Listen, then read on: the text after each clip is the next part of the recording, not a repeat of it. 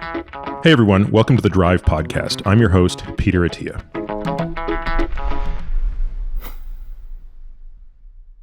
Hey Alex, great to be sitting down with you here today. I kind of wish we were doing this in person. I guess we haven't seen each other in person in a few months, and even that was sort of a chance meeting. So I guess by way of background, you and I go back over 20 years now. I guess it's 25 years that we both started med school together.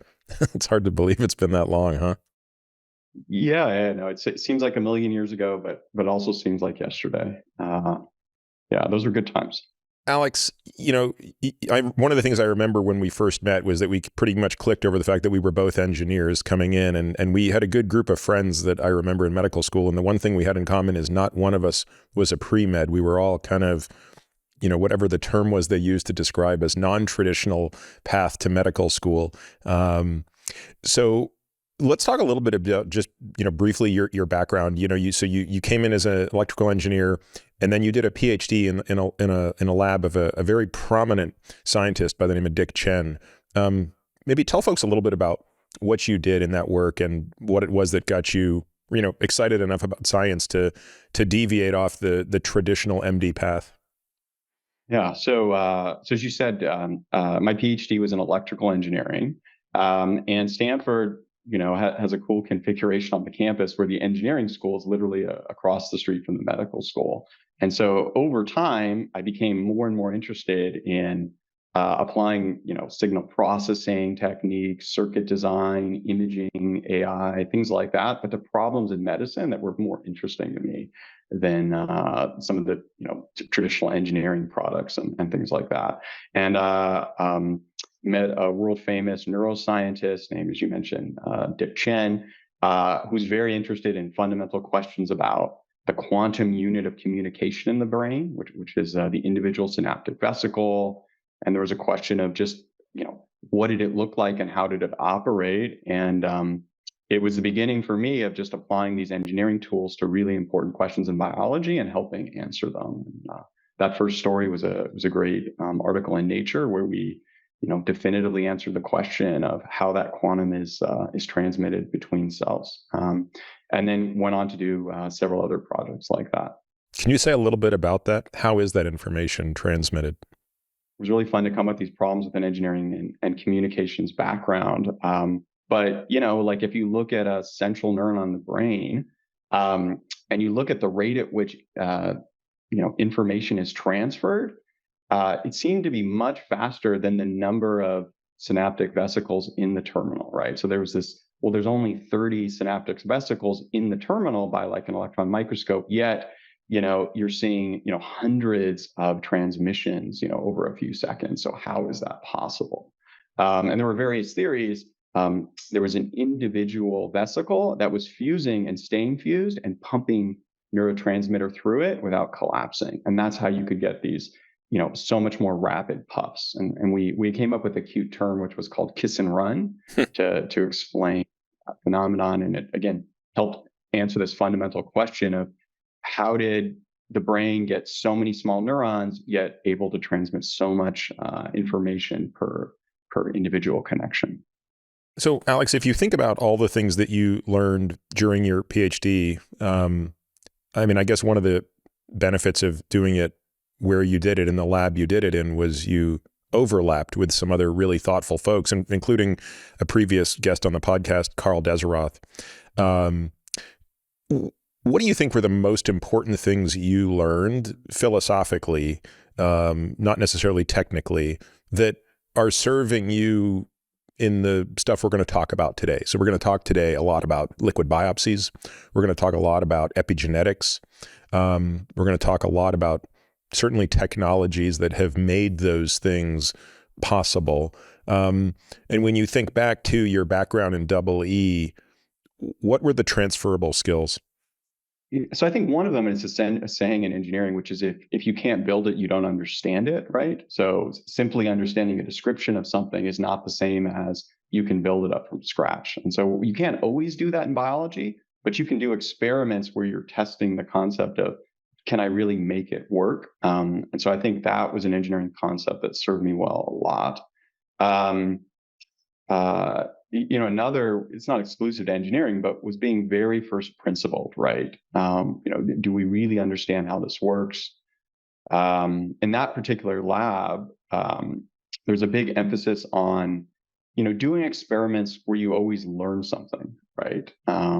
Where, regardless of whether or not it confirmed or rejected your hypothesis, you learn something new about the system. Don't do experiments where, you may just not learn anything. And so that was a very kind of powerful way to think about things.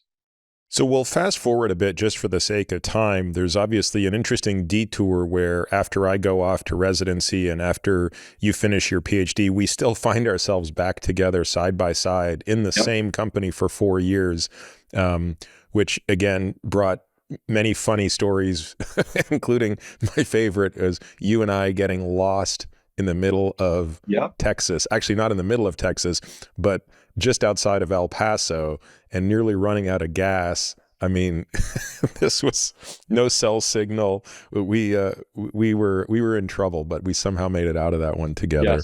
Yes.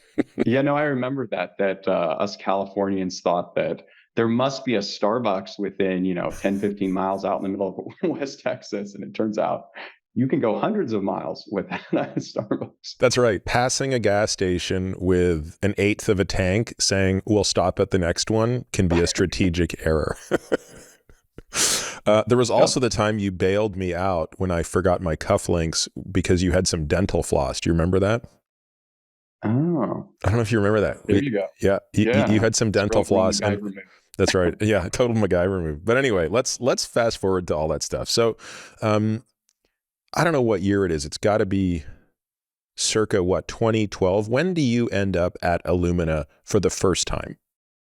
Early 2013. Okay. Talk to me about that role. What was it that you were recruited to Illumina to do? And maybe just tell folks who don't know what Illumina is a little bit about the company as well. Yeah. So today, Illumina is the largest maker of DNA sequencing technologies, right? So when you hear about the human genome being sequenced, things like, expression data, RNA-seq, most liquid biopsies, most, tumor sequencing, finding, genetic variants in kids with rare disease, most of that is done with Illumina technology. So they also make the chemistries that process the DNA, the sequencers that generate that information, and also the software that helps analyze it. So really took that tool from a very niche research technology to standard of care in medicine, and hundreds of thousands of publications, and tremendously has been advancing science. Yeah. So 11 years ago, you showed up there. What was the role you were cast in? This was earlier on in Illumina's history. What attracted me to the company and why I was recruited was to help develop more clinical applications and more applied applications of the technology. So the technology had a use by kind of certain sequencing aficionados for basic research. But the company, and I agreed with the vision, felt that, hey, this could be used for a lot more. This could be used to help every cancer patient, right? This could be used to help people with genetic diseases. How can we develop the technology and other aspects of it, the assays and softwares, to make that a reality? And so I was hired to do that. It occurred to me when you even said a little bit of that, Alex, that many of us, you and I would take for granted some of the lingo involved here, sequencing and what's involved. But I still think it might be a bit of a black box to some people listening. And given the topics we're going to cover today, I think just explaining to people, for example, what was done in the late 90s, early 2000s when, quote unquote, the human genome was sequenced. What does that mean? And how had that changed from the very first time it was done by sheer brute force in the most analog way until even when you arrived, 10, 11 years ago. So maybe walk us through what it actually means to sequence a genome, and feel free to also throw in a little bit of background about some of the basics of DNA and the structure, et cetera, as it pertains to that? Yeah. No, it's really important fundamental stuff. Quick primer on human genetics. So in most cells of the body, you have 23 pairs of chromosomes. They're very similar, except the X and Y chromosome, which are obviously different in men and women. If you were, each one of those chromosomes, right, is actually a lot of DNA packed together in a very orderly way, where the DNA is wrapped around proteins called nucleosomes, which are composed of histones, and then it's packed into something called chromatin, which is this mass of DNA and proteins, and again packed together, and then you make these units of chromosomes. Now, if you were to unwind all of those chromosomes, right, like pull the string on the sweater and completely unwind it, and you were to line all of them kind of end to end, right, you would have 3 billion individual bases, right? So the ATCG code, right, at any given one of those 3 billion positions, you would have a string of letters. Each one would either be ATC or G, and it would be 3 billion long. So to sequence a whole human genome is to read out that code for an individual, right? And once you do that, you then know their particular code at each of those positions. At the end of the last century, that was considered quite a daunting task. But as I think our country has often done, decided that it was a very worthy one to do, along with several other leading countries that believe strongly in science. And so they funded the Human Genome Project. So all over the world at centers, people were trying to sequence bits of this 3 billion bases to comprise the first complete human genome. So it's just quite famous. There were 2 efforts. One was a public effort led by the NIH and Francis Collin at the time. They had a particular approach where what they were doing was they were cutting out large sections of the genome and then using an older type of sequencing method called capillary electrophoresis to sequence each of those individual bases. There was a private effort led by Craig Venter and a company called Cellular, which took a very different approach, which is they cut up the genome into much, much smaller pieces, pieces that were so small that you didn't necessarily know a priori what part of the genome they would come from, which is why they were doing this longer, more laborious process through the public effort. But there was a big innovation, which is they realized that if you had enough of these fragments, you could, using a mathematical technique, reconstruct it from these individual pieces, right? Where you could take individual pieces, looked at where they overlap. And again, we're talking about billions of fragments here. And you can imagine mathematically reconstructing that. Very computationally intensive, very complex. But the benefit of that is that you could generate the data much, much faster. And so in a fraction of the time and for a fraction of the money, they actually caught up to the public effort and then culminated in each having a draft of the human genome around the same time in late 2000, early 2001, and then simultaneously in Nature and Science, we got the first draft of the human genome, a milestone in science. And Alex, what were the approximate lengths of the fragments that Cellular was breaking DNA down into? Yeah. So they were taking chunks out in individual megabases, so like a million bases at a time, and then they would isolate that and then deconstruct it even to smaller pieces, which were kilobase fragments, so 1,000 bases at a time. And again, so they would kind of take a piece of the puzzle, but they would know which piece it was, and then break that into smaller and smaller ones. And then after you had the 1 kilobase sequences, they would put it all back together. Got it. Versus just to contrast that with the private effort, which they called shotgun sequencing, which is you just took the whole thing, ground it up, brute force sequenced it, and then used the informatics to figure out what went where. And in the shotgun, how small were they broken down into? They got down to kilobase and hundred base, multi-hundred base fragments.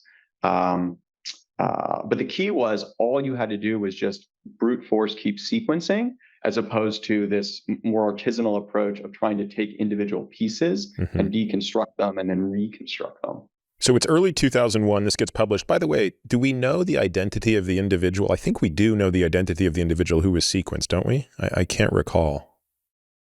I think the original one was is still anonymous and likely to be a composite of multiple individuals, just because of the amount of DNA that was needed. Soon after there were individuals. So Craig Ventnor, he was one of the.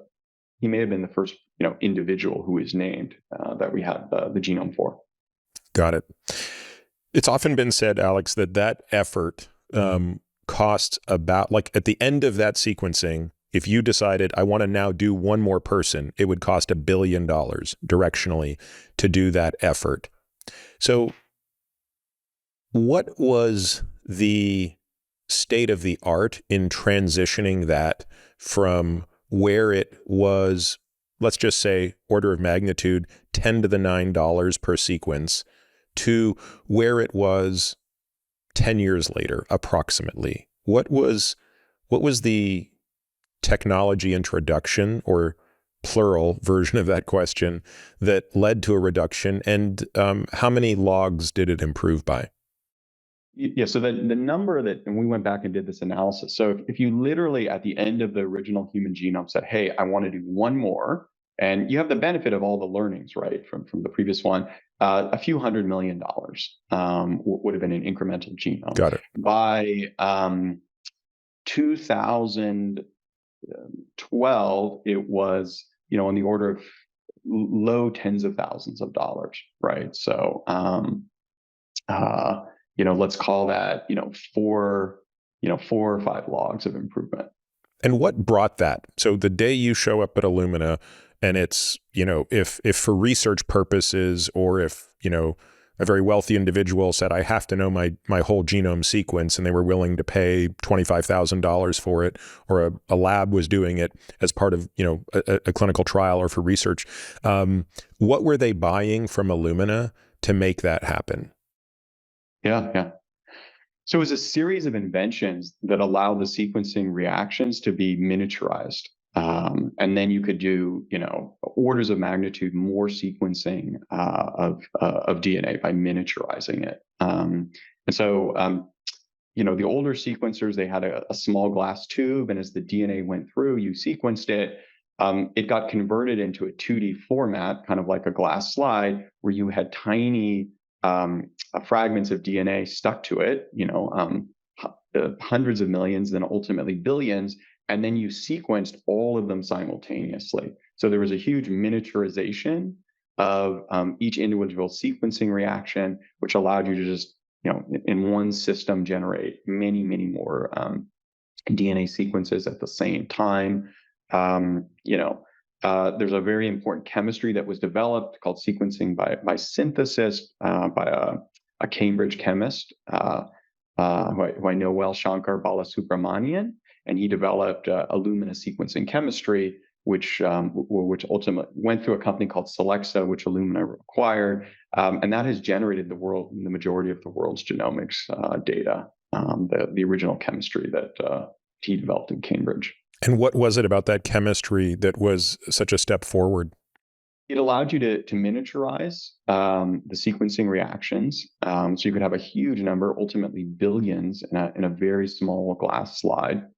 It also allowed you to do something which is called cyclic sequencing in a very precise and efficient and fast way, where you read off one base at a time, and you can control it. And so you imagine you have, say, a lawn of 1 billion DNA fragments, and you're on base 3 on every single fragment, and you want to know what base 4 is on every fragment. It allowed you to simultaneously sequence just one more base on all billion fragments, read it out across your whole lawn, and then once you read it out, add one more base, read it all out. And so this allowed for this huge parallelization.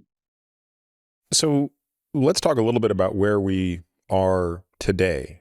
To my recollection, the last time I looked, to sequence, to do a whole genome sequence today is on the order of $1,000, 500 to 1,000. Is that about accurate?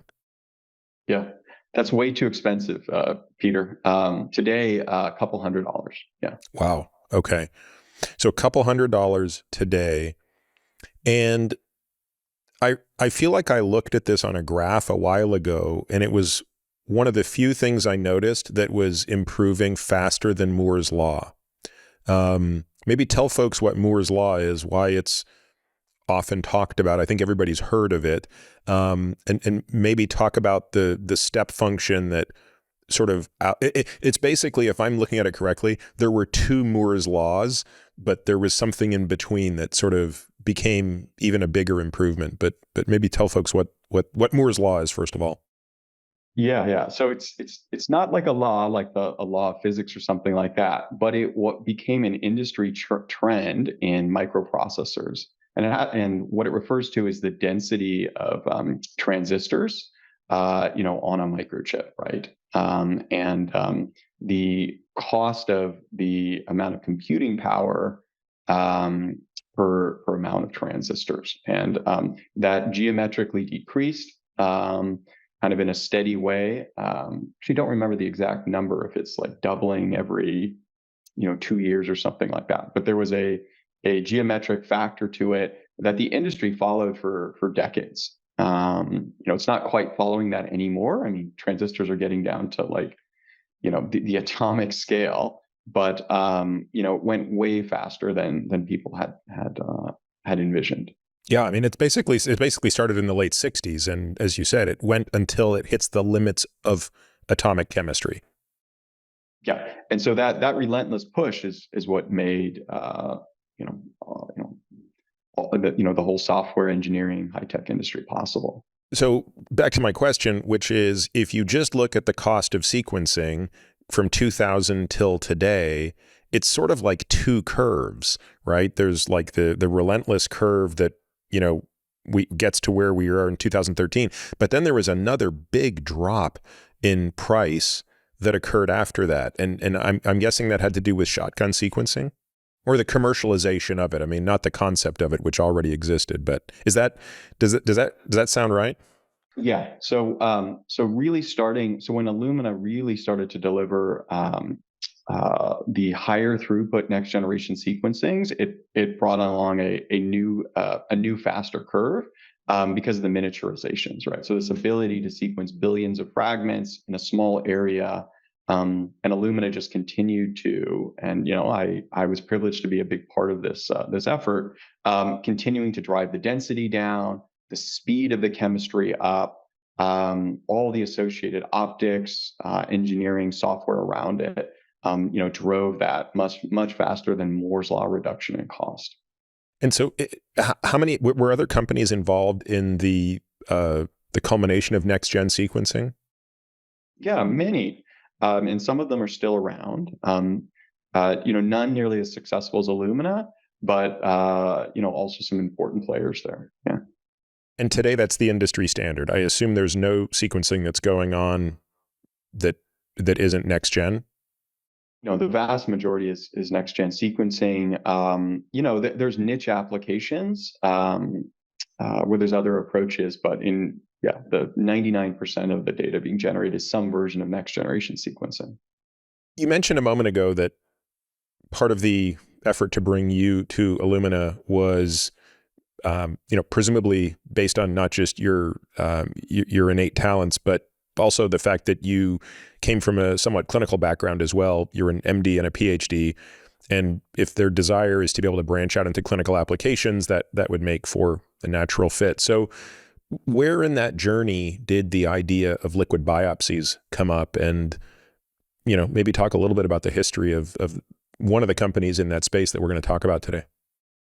Yeah. So to start with that, I should talk about first tumor sequencing, right, which predated liquid biopsy. And so a couple companies, most notably Foundation Medicine, developed using Illumina technology, developed tumor sequencing, right? So there had been some academic work, but they tried to develop it and were the first to do it successfully as a clinical product. And so what you can imagine is, there's these genes that are implicated in cancer that often get mutated. Knowing which mutations a tumor has big implications for prognosis, but also for treatment, right? So over time, we have more and more targeted therapies where, if your tumor has a very particular mutation, it's more likely to respond to certain drugs that target that type of tumor. And at the time, as more and more of these mutations were identified that could be important in the treatment of a tumor, it was becoming impractical to say, do a PCR test for every mutation, right? So imagine there's 100 potential mutations you'd like to know about if a patient has in their tumor and their lung cancer.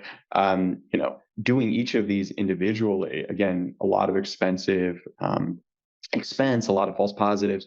And so what companies like Foundation Med is say, hey, why don't we just sequence all of those positions at once, given next generation sequencing? So they would make a panel to sequence, say, 500 genes or a few hundred genes, the ones that are most important in most solid cancers, and then they would sequence them, and then in one test, they would see the vast majority of the potential mutations that could be relevant to treatment for that cancer patient.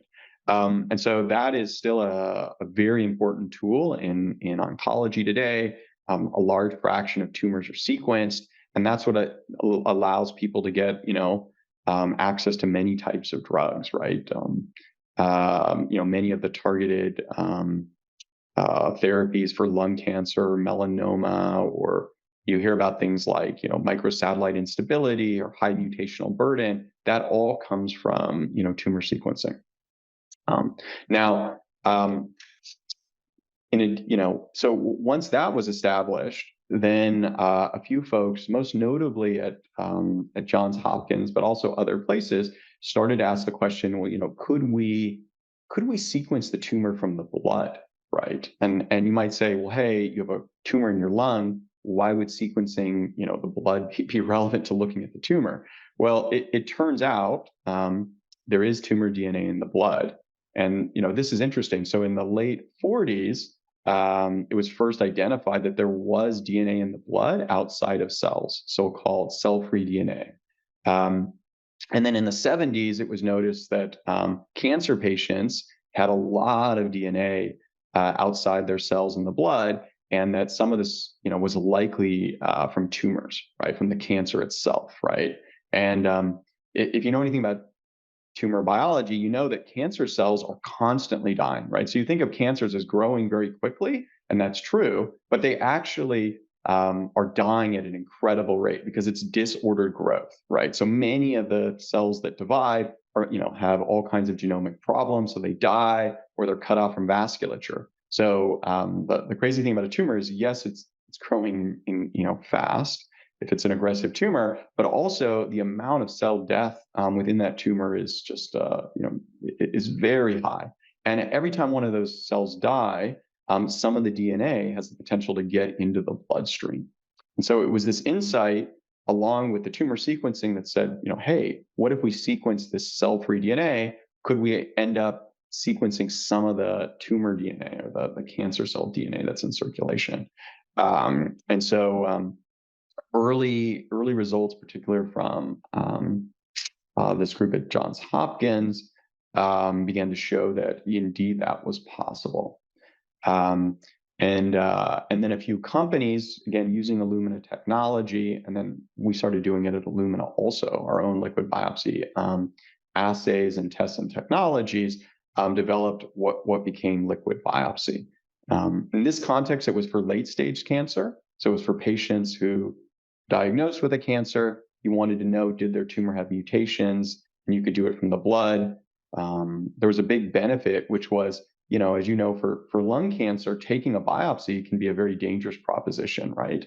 You can cause a pneumothorax. You can, someone lands someone in the ICU, you can have, in rare cases, can lead to death in that type of procedure. And so the ability to, get the mutational profile from the blood was really attractive. And so that started many companies down the road of developing these liquid biopsies for late stage cancers. Let's talk about a couple things there. Tell me the typical length of a cell-free DNA fragment. How many base pairs, or what's the range? It depends on the exact context, but around 160 base pairs, right? So that's, 160 letters of the ATCG code.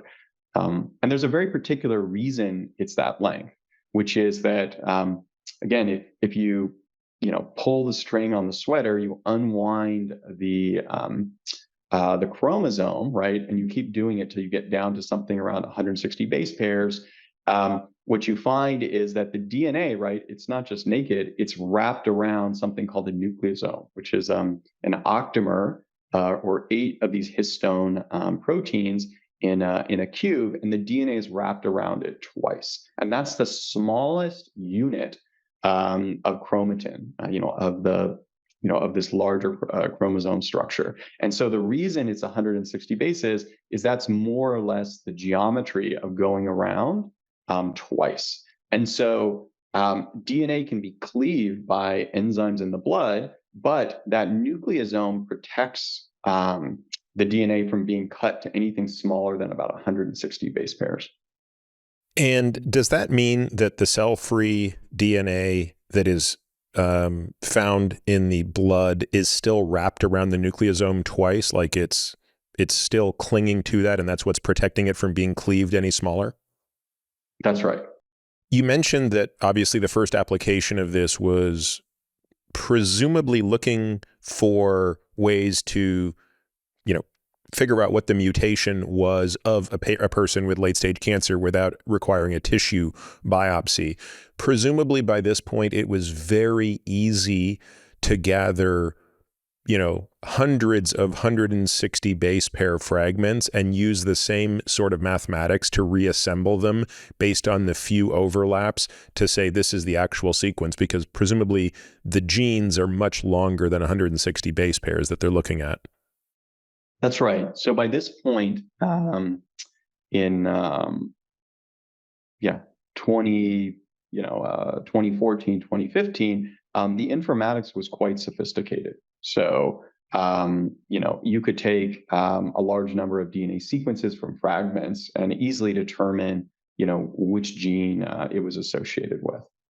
And at some point, I recall in here, and I had a discussion on the podcast maybe a year and a half ago, 2 years ago, with Max Dean, another one of our med school classmates, about looking at recurrences in patients who were clinically free of disease. So you took a patient who's had a resection plus or minus some adjuvant chemotherapy, and to the naked eye and to the radiograph, they appear free of disease. And the question becomes, is that cancer recurring? And the sooner we can find out, the better our chance at treating them systemically again, because it's a pretty well-established fact in oncology that the lower the burden of tumor, the better the response, the lower the mutations, the less escapes, et cetera. And so did that kind of become the next iteration of this technology, which was, if we know the sequence of the tumor, can we go fishing for that particular tumor in the cell-free DNA? Broadly speaking, there's kind of 3 applications for looking at tumor DNA in the blood. One is screening, which we'll talk about later, which is, people who don't have cancer, or 99% who don't, and trying to find the individual who has cancer, an invasive cancer, but doesn't know it. There's this application of what we call therapy selection, which is you're a cancer patient trying to decide which targeted therapy would be best for you. And then this other one you mentioned is a third application we call often minimal residual disease, or looking at monitoring or response, which is you're undergoing treatment and you want to know, is the amount of tumor DNA in the blood undetectable? Is it, and also its velocity, is it changing? Because as you mentioned, that could tell you, is your treatment working? The tumor DNA burden or load is going down. Is it undetectable and you're potentially cured, that there's no longer a source of tumor DNA in your body? Or, is it present even after a treatment with intent to cure, and that the presence of that tumor DNA still means basically, and we appreciate this now, unfortunately, you have not been cured, or that patient hasn't been cured, because there is some nidus of tissue somewhere that still harbors these mutations and therefore is the tumor, even if it's not detectable by any other means. So at what point does this company called GRAIL that we're going to talk about, at what point does it come into existence, and what was the impetus and motivation for that as a distinct entity outside of Illumina? So there were several kind of technological and scientific insights that came together, along with, as often in this case, some really bold entrepreneurs and investors. So, the use of this liquid biopsy technology in late stage cancers, it was clearly possible to sequence tumors from the blood. Um, uh, and it was clearly actually the tumor DNA, and it was useful for cancer patients. So we knew that, there was tumor DNA. We knew it could be done. But what the field didn't know is, could you see this in early stage cancers, right? Localized cancers that were small. Not a lot of data on that, but clearly there was the potential. There was also a really interesting incidental set of findings in a completely different application called non-invasive prenatal testing. So again, totally different application, but it was discovered, principally by a scientist in Hong Kong named Dennis Lowe, that you could see fetal DNA in the blood, or more specifically, placental DNA in the blood, and it was also cell-free DNA. And what he developed, actually, along with one of our professors at Stanford, Steve Quay, was a technique to look for trisomies in the blood based on this placental or fetal DNA. And this is called non-invasive prenatal testing. And so what you do is you sequence the cell-free DNA fragments in a pregnant woman. You look at the DNA, and if you see extra DNA, for example, at the position of chromosome 21, well, that indicates that there's tissues in the woman, presumably the fetus or placenta, that's giving off extra chromosome 21. And so this ended up being an incredibly sensitive and specific way to test for, the presence of trisomies, chromosome 21, 18, 13, early in pregnancy. And, it's had a tremendous impact. I was also involved in subsequent iterations of the test. In the United States, it decreased amniocentesis by about 80%, because the test is so sensitive and specific as a screen that many women have now not had to undergo amniocentesis and the risks around them. So again, totally different application of cell-free DNA.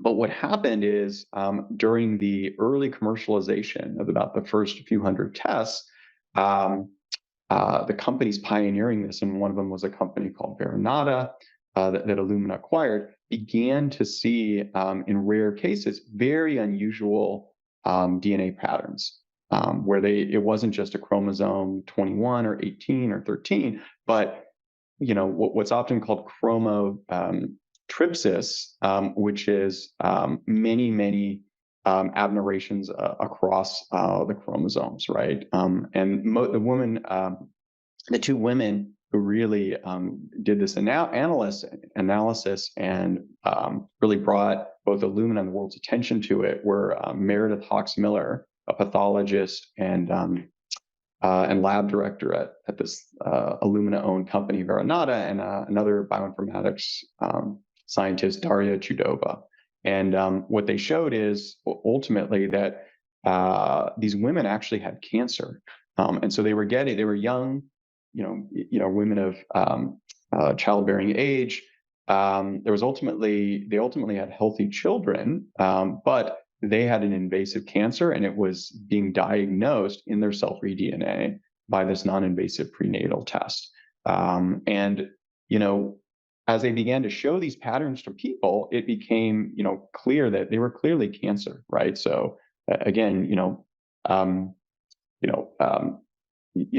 if you have many chromosomes that are abnormal, that's just not compatible with life, right, or a fetus, right? And so when you saw this just genome-wide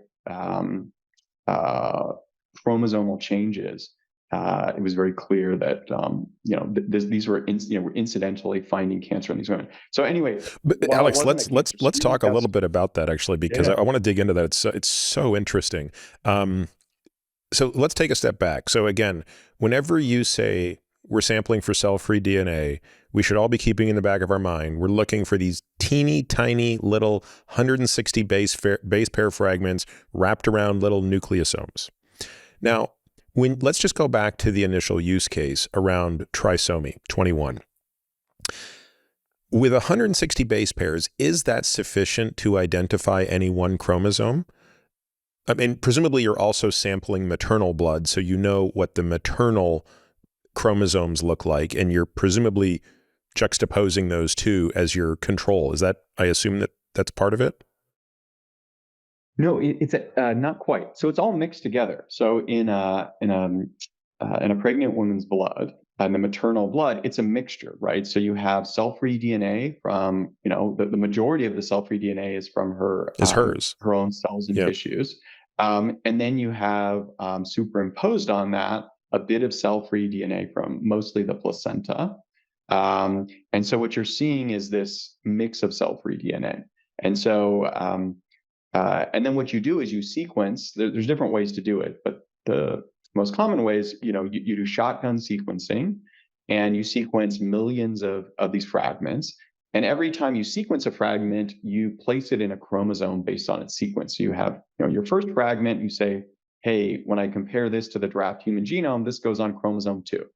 And then you sequence your third fragment, and you say, hey, this sequence looks like chromosome 14. And you keep kind of putting them in the chromosome buckets.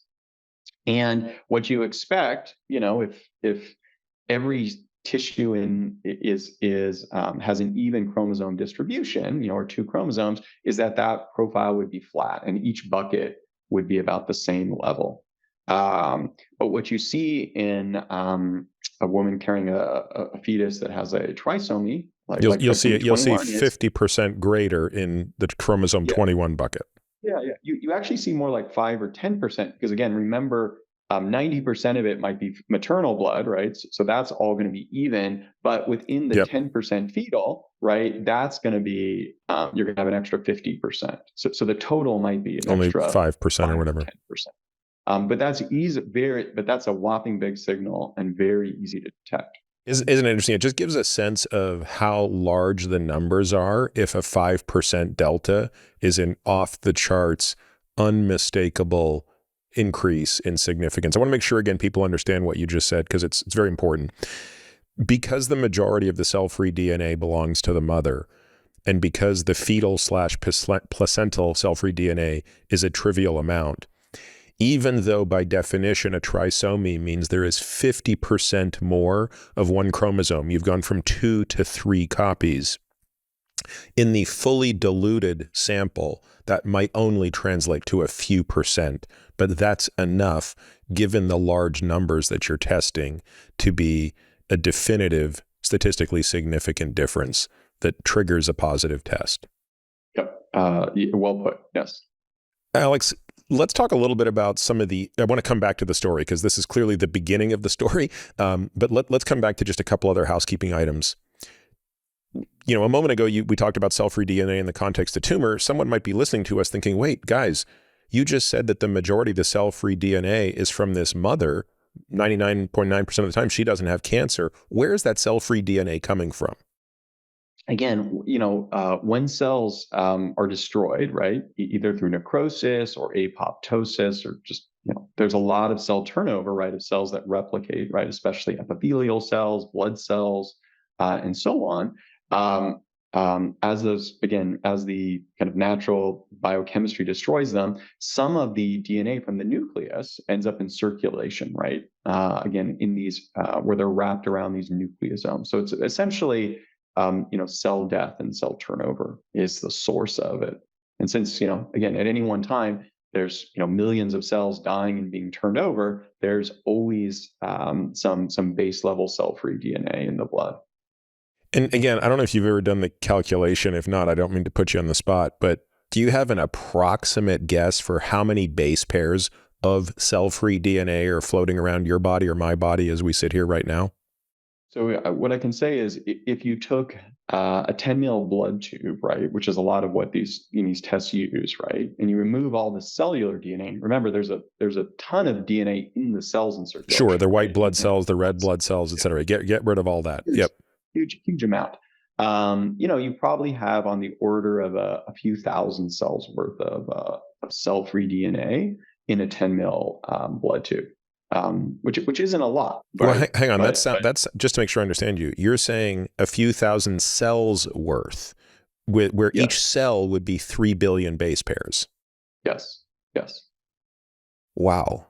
I mean, on the one hand, it doesn't sound like a lot because there are billions of cells. On the other hand, it still sounds like a lot. I mean, that's still a big computational problem. Where it becomes challenging is when we get into early detection, right? Where if you think about it, for any position in the genome, right, you only have, say, a few thousand representations of it because there's only a few thousand cells. Mm-hmm. And so that starts to limit your ability to detect, events that occur at, 1 in a million or 1 in 100,000. So, Alex, do you recall these incident cases of the pregnant mothers who ultimately through this time, and again, I guess we should probably go back and re-explain that because it's such an important and profound discovery. There were a handful of cases where in the process of screening for trisomies, they're discovering not that the mother has additional chromosomes that can be attributed to the fetus, but that she has significant mutations across a number of genes that also are probably showing up in relatively small amounts because they're not in all of her cells. Is that correct? Yeah. Which is you could, so you might expect a flat pattern, right? Yep. In the majority of cases, or when the fetus has a trisomy, you see these very well-known accumulations, mostly in 21, but occasionally in 18 or 13. Yep. And instead, what you see is just increases and decreases, monosomies and trisomies across many chromosomes, right? Which is just not compatible with, life, even as a fetus. And so, but there is a biology where you do see these, tremendous changes in the chromosomes, and that's often in the case of cancer. Many cancers. And do you recall what those cancers turned out to be in those young women? I mean, I assume they were breast cancers, but they could have been lung cancers, anything? Yeah, so Meredith and Daria, they published a paper in JAMA, which, for anyone interested, which details these 10 or so cases and what happened in each of them. It was a mix. I think there was a neuroendocrine, uterine, some GI cancers. It was a smattering of different things. And what was the approximate year of that? We'll try to find that paper and link to it in the show notes. 2015. It was 2015 in JAMA. Got it. I mean, that seems unbelievable. Of course, one doesn't know the contrapositive. One doesn't know how many women had cancer but weren't captured. But is it safe to assume that the 10 who were identified all had cancer? Yes. So there were no false positives. We just don't know how many false negatives there were. Right. Yeah. So this was one of the things that kind of contributed to to the evidence that cancer screening might be possible using cell-free DNA, which is these incidental findings. As I mentioned earlier, we already knew that, yes, tumors do put cell-free DNA into the bloodstream, but this was a profound demonstration that, in actual clinical practice, you could find undiagnosed cancers in asymptomatic individuals, and that it was highly specific, meaning that when it was found using this method, it almost, well, I think in those initial ones, it was every case, but almost every case turned out to have cancer, right? Now, to your point, it's not a screening test, right? Because, even in relatively healthy and women of childbearing age, a population of 100,000, you expect epidemiologically, 10 times or so, or 50 times that number of cancers, right? Over a year or so. So, clearly you're missing the majority of cancer. So it's not a screening test. Right. It was just a proof of concept, though. Yeah, but it was an inadvertent proof of concept that really raised at Illumina and I think in the field our attention of, hey, using cell-free DNA and sequencing-based methods, it might be possible to develop a very specific test for cancer. So what was the next step in the process of systematically going after addressing this problem? So myself and some other folks at Illumina, along with the two scientists I mentioned, Meredith and Daria, and then also in particular the CMO at the time, Rick Klausner, who had a very long history in cancer research and in cancer screening. He was the previous NCI director under Bill Clinton. So that's the National Cancer Institute at the NIH under Bill Clinton. And he was the CMO at Illumina at the time. And we started to talk more and more about, what would it take to develop or, determine the feasibility of a universal blood test for cancer based on this cell-free DNA technology. And, being very first principle, I really asked the question, well, why is it in 50 years of many companies and a tremendous amount of academic research, no one had ever developed a broad-based blood test for cancer? Not just many cancers, let alone any cancer. And really, the only example is PSA. And again, the false positive rates there are so high that its benefit to harm has been questioned many times, and that's why it's no longer doesn't have a USPSTF grade A or B anymore. And the fundamental reason is specificity.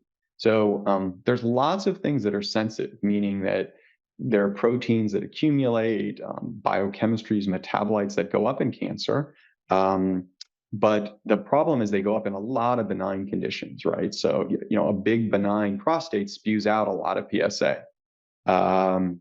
And pretty much every other protein or metabolite does that. And so what, the biomarkers to date were all very sensitive, but all had false positive rates of, say 5 or 10%. And so if you're imagining screening, the whole population, you can't be working up 1 of 10 people for a potential cancer.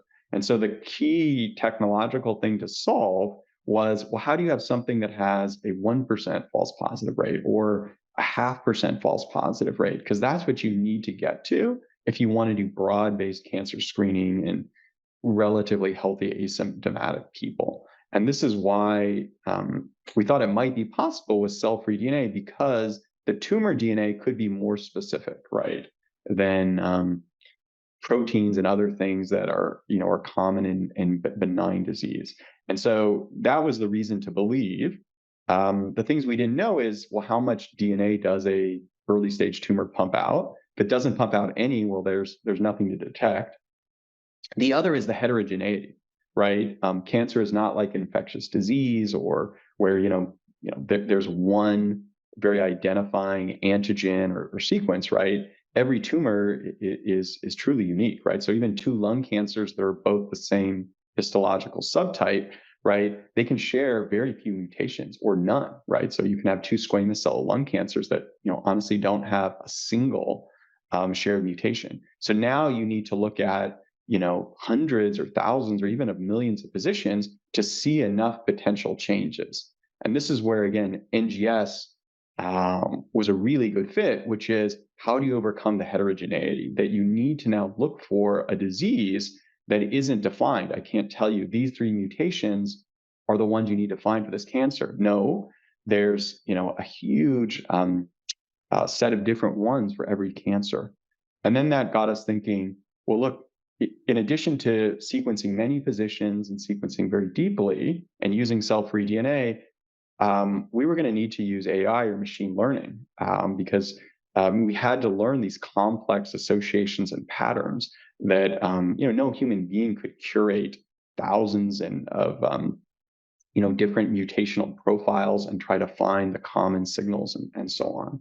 And so what emerged over the course of a year is, look, this might be possible, but we're going to have to enroll very large populations just to study and find the signals and develop the technology. And then we're going to need very large studies to actually do interventions and prove it clinically valid that it actually works. We're going to have to use NGS and sequence broadly across the whole genome, and only then might it be possible. And so the company at the time, decided, and this was a board level decision, that ultimately this made more sense as an independent company, given the amount of capital that was going to be required, given the scientific and technical risk, given the kind of people that you would need to recruit who are passionate about this, that it made sense to do as a separate company. And so the CEO at the time, Jay Flatley, in early 2016, announced the founding of the company and spinning it out of Illumina, and I had the honor of being one of the co-founders of it. So let's go back to 2016. You guys are now setting up new shop. You've got this new company. It's called GRAIL. You've brought over some folks like you from Illumina, and presumably you're now also recruiting. What is the sequence of the first 2 or 3 problems you immediately get to work on? So I wrote the starting research and development plan, and the way I wrote it was, we needed to evaluate every potential feature in cell-free DNA, meaning that any known method of looking for cancer in cell-free DNA, we needed to evaluate. That if we were going to do this and recruit these cohorts and all these altruistic individuals, and we were going to spend the money to do this, we needed to not look at just one method or someone's favorite method or whatever they thought might work. We needed to look at every single one. And that's what we did. We developed an assay and software for mutations, and then a bunch of other things, chromosomal changes in the fragment size, and many others. And we said, look, we're going to test each one of these head to head, and we're going to test them in combination, and we're going to figure out the best way to do this. We even had a mantra that Rick came up with that I thought was very helpful, which is, we're either going to figure out how to do this or we're going to prove it can't be done. And so I think that was very helpful in thinking about how to do these initial experiments. So it was a lot of building these assays, and then we needed a massive data sets to train the machine learning algorithm. So we had this study called the CCGA, the Circulating Cell-Free Genome Atlas, where we recruited 15,000 individuals with and without cancer of every major cancer type, in most cases, hundreds. And then we tested all of these different methods, the ones I mentioned, and also importantly, a methylation-based assay. And we did blinded studies to compare them and see, could any of them detect a large fraction of the cancers? Did any of them have the potential to do it at high specificity? Because that's what we would need if we were going to develop a universal test for cancer that could be used in a broad population. So let's kind of go back and talk about a few of those things there, because there's a lot there. So you said up front, look, we're going to make sure that any measurable property of cell-free DNA, we are measuring, we are quantifying it, we are noting it. And so we talked about some of them, right? So fragment length, that seems relatively fixed, but presumably at large enough data set or sample size rather, you're going to see some variation there. Does that matter? The actual genetic sequence, of course, that's your bread and butter, to be able to measure that. You also mentioned, of course, something called methylation, which we haven't really talked about yet, so we should explain what that means. Were there any other properties besides fragment length, sequence, and methylation that I'm missing? Yeah, there were several others. One was chromosomal changes. So as we mentioned in cancer, Got it. Yep. the numbers of chromosomes often changes. So many cancers, and this is wild, they'll often double the number of chromosomes. So you can go from 23 Wow. to double or even triple the number. But these chromosomes are not normal, right? So you'll often have arms or the structures of chromosomes will get rearranged. And so there's a way to look at that also in the cell-free DNA by, like, as we mentioned in the non-invasive prenatal testing, where you look at the amount of DNA per chromosome or per part of chromosome. So we looked at what's called these chromosomal abnormalities. We also looked at cell-free RNA. So it turns out there's also RNA from tumors in circulation. Now, how stable is that, Alex? I was under the impression that RNA wouldn't be terribly stable, unlike DNA, which of course is double strand and quite stable. So how do you capture cell-free RNA? Yeah, so naked RNA is not very stable. However, there's proteins that if the RNA is bound to, and one type is called an Argonaute protein. If the RNA is bound to it, it is protected.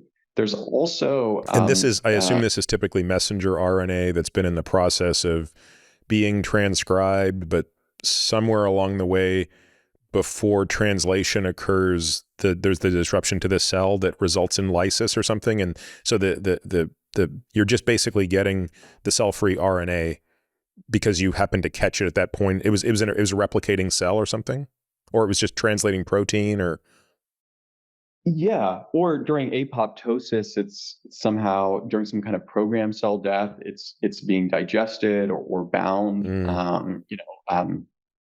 The amount relative to the amount of cell death is low. So presumably most of the RNA is destroyed, but enough of it does get protected and bound to proteins.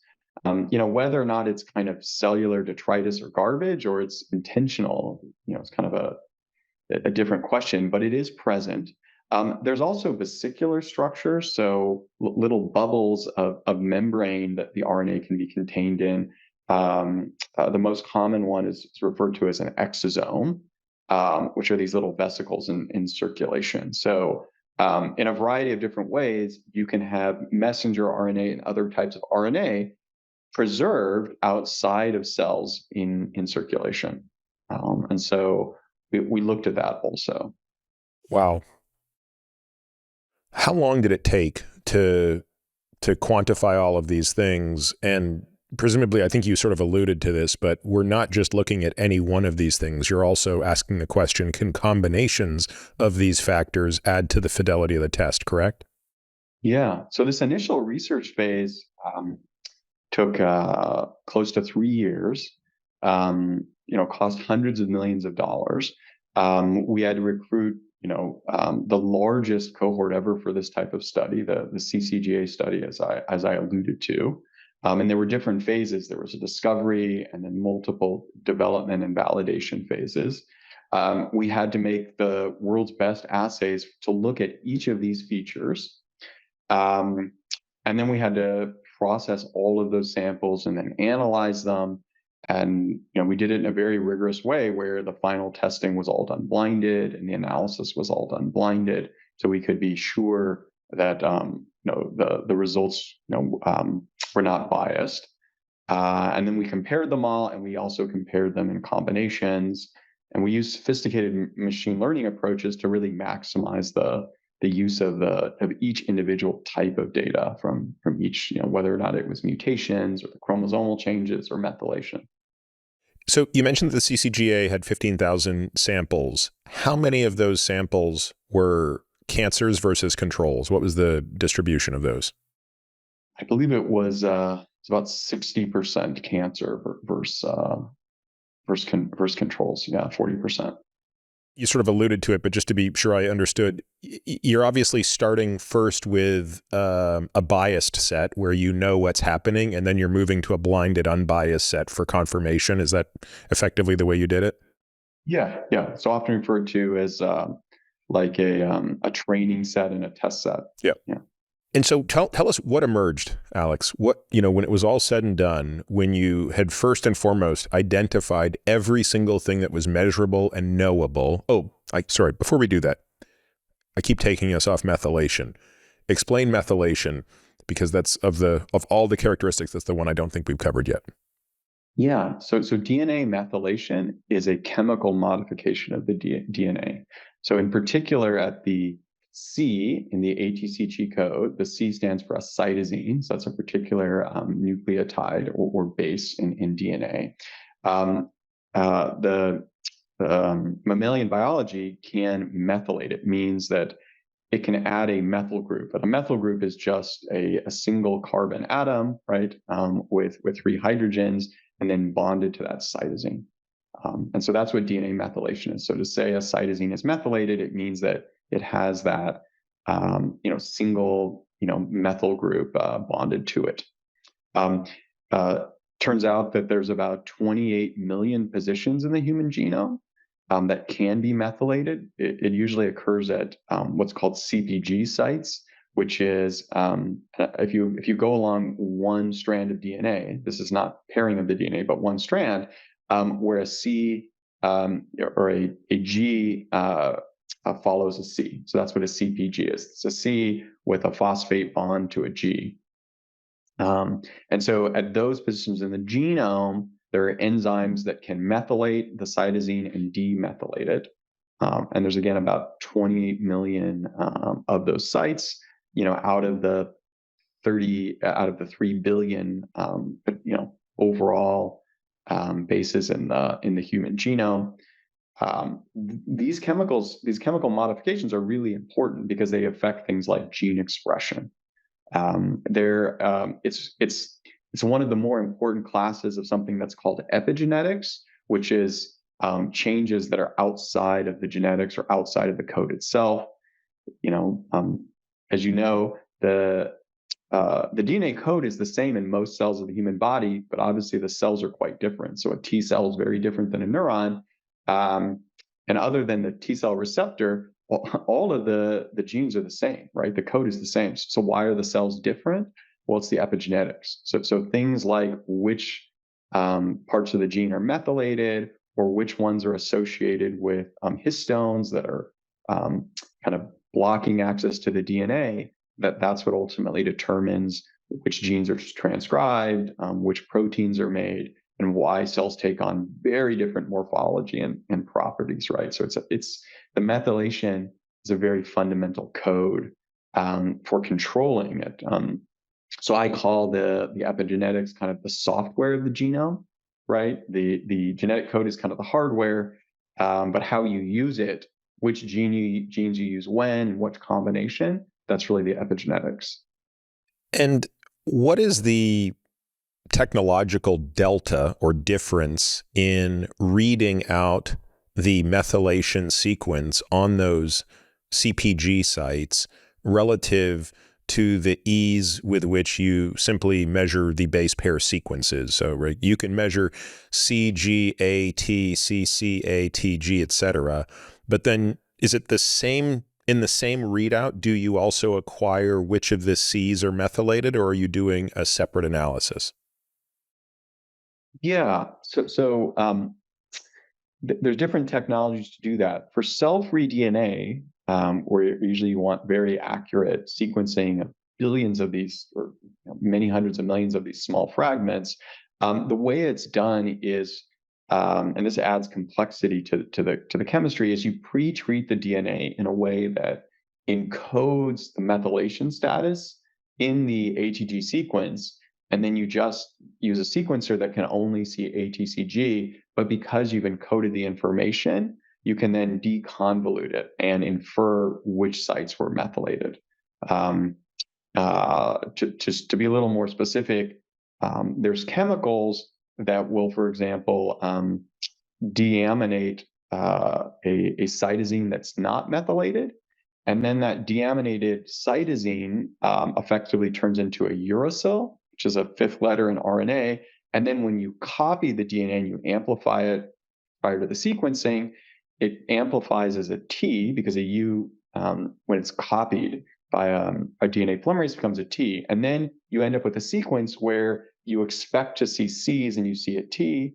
And if you see a T there, then you know that, aha, That this must came have been from an a unmethylated U, site. and the U is an unmethylated C. Brilliant. C. Yep. Right. And if the C was not changed, then you say, then that must have been a site that was methylated. Because you'll see G's opposite them. Right. Well, and oh, sorry. If the C was methylated, you'll see the G opposite, because you won't turn it to the uracil. Right. Right. Yep. Right. Brilliant. And so, yeah. So that technique is called bisulfite sequencing. There are other ways to do it, but that's the predominant method. All right. So now back to the question I started to ask a minute ago, but then realized we hadn't talked about methylation. So you've come up with all these different things that you can do with this tiny amount of blood. Because again, you talk about 10 ml, in the grand scheme of things, that's a really small amount of blood, right? That's 2 small tubes of blood. Very easy to do. Presumably there was an optimization problem in here where you min-max this thing and realize, well, look, this would be easy to do if we could take a liter of blood, but that's clinically impossible. Yeah, it would be nice to Theranos this, quote unquote, and do this with a finger stick of blood, but you're never going to get the goods. So did you sort of end up at 10 ml by accident? I mean, was it just sort of an optimization problem that got you there as the most blood we could take without being unreasonable, but yet still have high enough fidelity? And maybe asked another way, can you get better and better at doing this if you were taking 8 tubes of blood instead of 2? Yeah. So there's a couple considerations. One is the practical one, right? You need a format that's to the extent your standard phlebotomy and standard volumes that don't require that are below the volumes at which you could put someone in jeopardy. That's a big practical issue. But it actually turned out that what ultimately limited the sensitivity of the test was the background biology. So for cancer screening, for broad-based cancer screening, more blood would actually not help you. Interesting. Now there's other applications for monitoring or the therapy selection where you're looking for a very particular target. In someone who already has cancer, what kind of cancer, and there you could improve your sensitivity. But just for cancer screening, you're usually not limited by the amount of blood. Wow. Yeah. And so did methylation turn out to be the most predictive element at giving you that very, very high specificity, or was it some combination of those measurable factors? Yeah, so it was pretty unexpected. I would say going into it, most people thought that the mutations were going to be the most sensitive method. Some of us thought that the chromosomal changes were going to be the most sensitive. I would say that the methylation signals were kind of the dark horse. There was just, I'd say I had to, I had to fight several times to keep it in the running. But again, we really took let the data tell us what the right thing to do is, not biases from other experiments. Let's do this in a comprehensive, rigorous way. And in the end, the methylation performed by far the best. So it was the most sensitive. So it detected the most cancers. Importantly, it was very specific, so it could actually it actually had the potential and ultimately did get to less than 1% false positive rate. And then the methylation had this other feature, which was very unique, which was that it could predict the type of cancer. What was the original, what we call now the cancer site of origin? What organ or tissue did it originally originate from? Interestingly, adding them all together didn't improve on the methylation. And I can explain why. And now in hindsight, you might have thought, hey, more types of information and signal are better, but it actually didn't. So we ended up with one clear result, that the methylation patterns in the cell-free DNA were the most useful, and information and adding other things was not going to help the performance. And why do you think that was? Because it is a little counterintuitive. There are clearly examples I could probably think of where you can degrade the signal by adding more information. But I'm curious if you have a teleologic explanation for why one and only one of these metrics turned out to be the best, and any additional information only diluted the signal. Yeah, so it comes down to, this is a good engineering principle, right? If you want to improve your prediction, you need an additional signal that carries information and is independent from your initial signal. If it's totally correlated, then it doesn't actually add anything, right? So let's take an analogy. Let's say you're on a freeway overpass and you're developing an image recognition for Fords, right? And you say, okay, what I'm going to start initially with is an algorithm. It's going to look for a blue oval, with the letters FORD in it, right? Okay, so that's pretty good. Now let's say you say, okay, I know that some Fords also have the number 150 on the side, F-150. So I'm going to add that, right? Well, if you think about it, if your algorithm based on the blue oval is already pretty good, adding the 150 is not going to help, right? Because whenever the 150 occurs, the blue oval is also always there. Now, if the blue oval wasn't always there, or there were Fords that didn't have the blue oval, then some other signal could be helpful. And so that's kind of what ended up happening, is that the methylation signal was so much more prevalent and so much more distorted in cancer, that everything else didn't really add, because anytime you could see one of the others, you could also see many more abnormal methylation fragments. Yeah, that's really fantastic.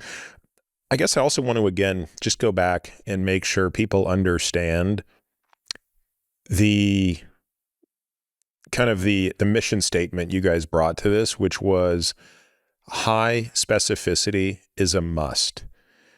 So, people have heard me on the podcast do this before, but just in case there are people who haven't heard this example or forget it, I sometimes like to use the metal detector analogy in the airport to help explain sensitivity and specificity. So sensitivity is the ability of the metal detector to detect metal that should not go through. And let's be clear, it's not that people in the airports care if your phone is going through, or your laptop, or your watch, or your belt. They care that you're bringing guns or explosives. That's why we have metal detectors, or knives, or things of that nature. That's why the metal detector exists. So it has to be sensitive enough that no one carrying one of those things can get through. On the other hand, specificity would say, so if you're optimizing for sensitivity, you make it such that you will detect any metal that goes through that thing. And by definition, you're going to be stopping a lot of people. You're going to stop everybody from walking through. If their zipper is made of metal, you'll stop them. So you prosthetic, or a big belt, or boots, or anything. Right. You got a little metal on your glasses, you're going to get stopped. So you have to dial the thing in a way so that you have some specificity to this test as well, which is I can't just stop everybody. In an ideal world, I kind of want everyone to make it through who's not carrying one of those really bad things. And we're defining bad thing by a certain quantity of metal. And therefore, your specificity is to kind of say, I don't want my test to be triggered on good guys, right? I want my test to be triggered on bad guys. Now, when you guys are designing a test like this, like the GRAIL test, I guess I should just go back and state that anybody who's ever been through 2 different airports wearing the exact same clothing and realizes sometimes it triggers, sometimes it doesn't. What you realize is not every machine has the same setting. And that's because the airport, the people at TSA, they turn up or turn down the sensitivity, and that changes the specificity as well.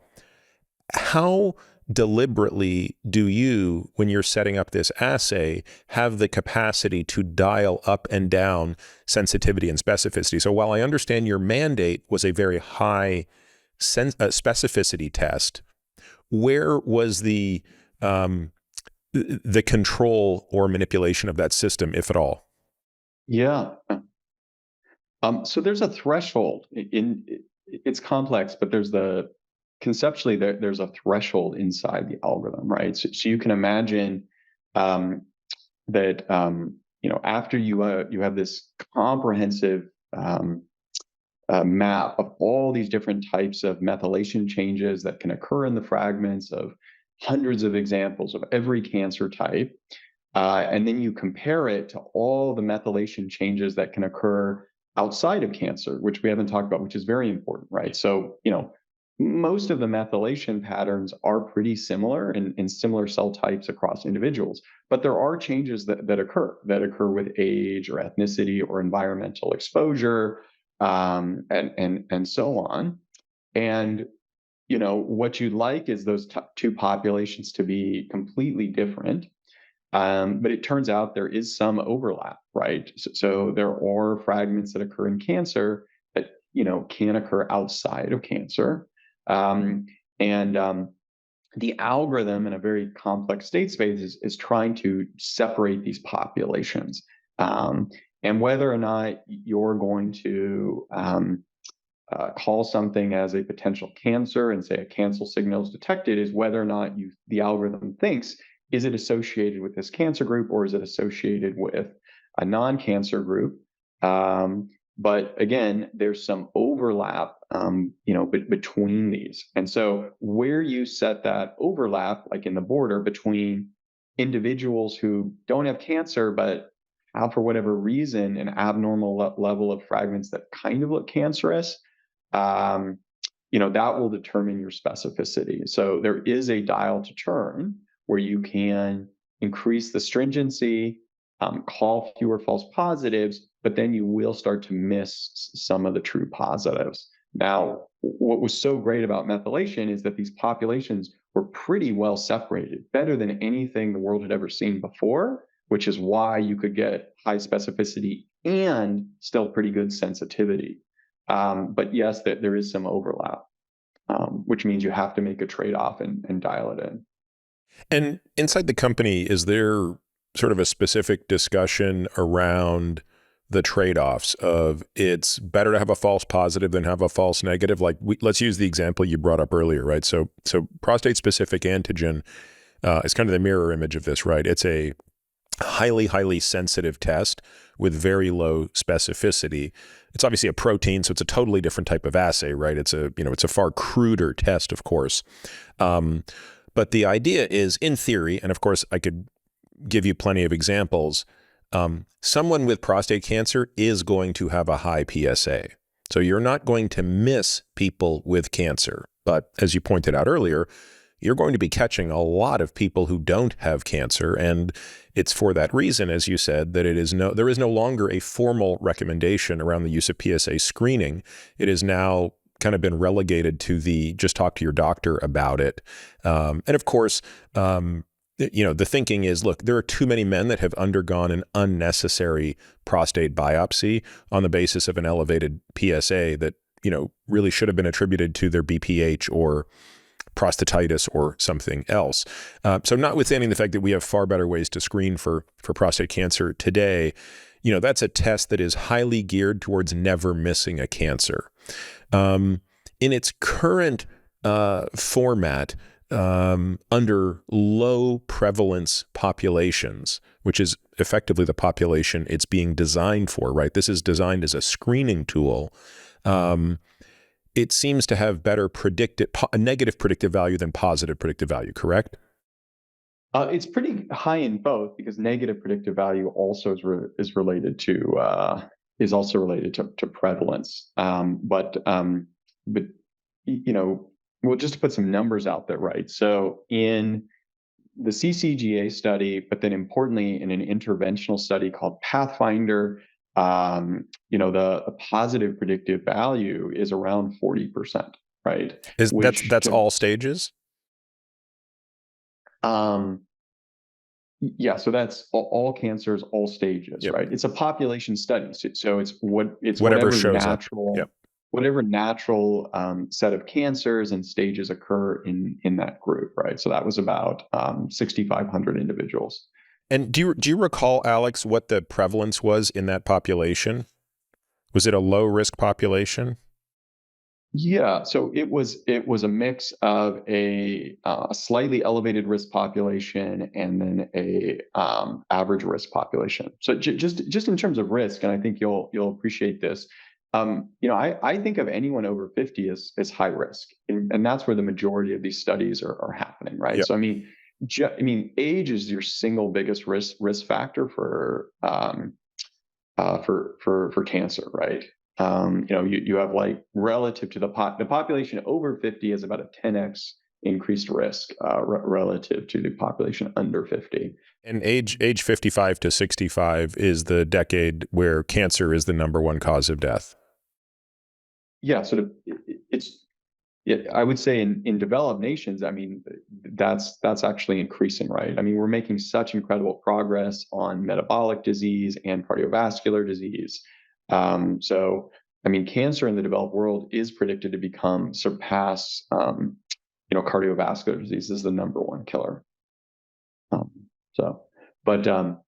Anyway, older populations are at, I wouldn't call them low risk. I'd call them, kind of average risk for that age group, which is still relatively high for the overall population. But it was a mix. Prevalence, a bit less than 1%. Some of these studies do have a healthy bias, a healthy volunteer bias to them. That's interesting. So in a prevalence in a 6,500 person cohort with a prevalence of 1%, which is pretty low, the positive predictive value was 40%. Yeah, that's right. What was the sensitivity for all stages then? It must have been 50, 60. It's easy to calculate if I had my spreadsheet in front of me, but it's got to be 60% or higher sensitivity, and specificity has got to be over 99% at that point, right? Yeah. Those are the rough numbers. Yeah, that's right. So about half of some of the important statistics there, right? So about half of the cancers that manifested over the lifetime of the study were detected by the test. The test actually doubled the number of cancers in that interventional study than were detected by standard of care screening alone. So in the interventional study, the Pathfinder study, patients or the enrollees were getting standard of care screening, right? According to guidelines. So, mammography, importantly, cervical cancer screening, and then, colonoscopies or stool-based testing based on guidelines, right? And so a number of the cancers that the GRAIL Galleri test detected were also detected by standard of care, which you would expect. But the total number of cancers found was about doubled with the addition of the Galleri test, and that was predominantly cancers where there isn't a screening test for. But just going back to the positive predictive value, the positive predictive value of most screening tests is low single digits. That's so right. We're talking about Yeah. I mean, you probably had the experience more than I have, but many times a female colleague, friend, or someone's wife calls and said, I got a mammography and they found something. I'm going to have to go for a follow-up, a biopsy, and so on. And literally, 19 times out of 20, it's a false positive, right? Right. And so, that's one where we've accepted, for better or worse, a huge false positive rate, to catch some cancers, right? And that's why there's a fair amount of debate around mammography. But again, that's a positive predictive value of about 4.5%.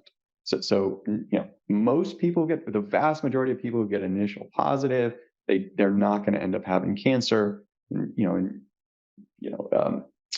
but still potentially worth it.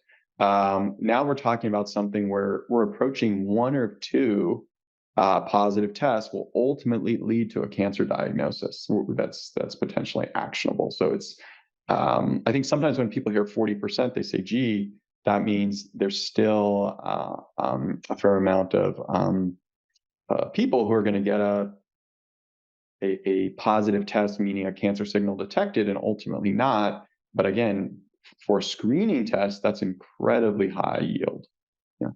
Yeah, I mean, I think another way to think about that is to go back to the airport analogy, right? So this is a metal detector that is basically saying, look, we're willing to beep at people who don't have knives to make sure everybody with a knife or gun gets caught. So the negative predictive value is what's giving you the insight about the bad guys. And so a 40% positive predictive value means, let's just make the numbers even simpler. Let's say it's a 25% positive predictive value. It means for every 4 people you stop, only 1 is a true bad guy. Now think about what think about what it's like in the actual airport, right? How many times in a day does the metal detector go off?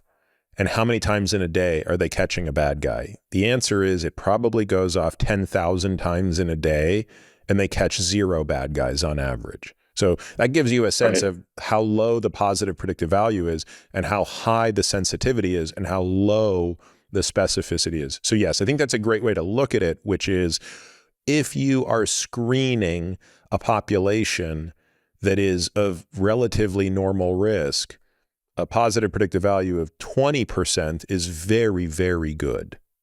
It also explains, I think, where the burden of responsibility falls to the physician, which is, as a physician, I think you have to be able to talk to your patients about this explicitly prior to any testing.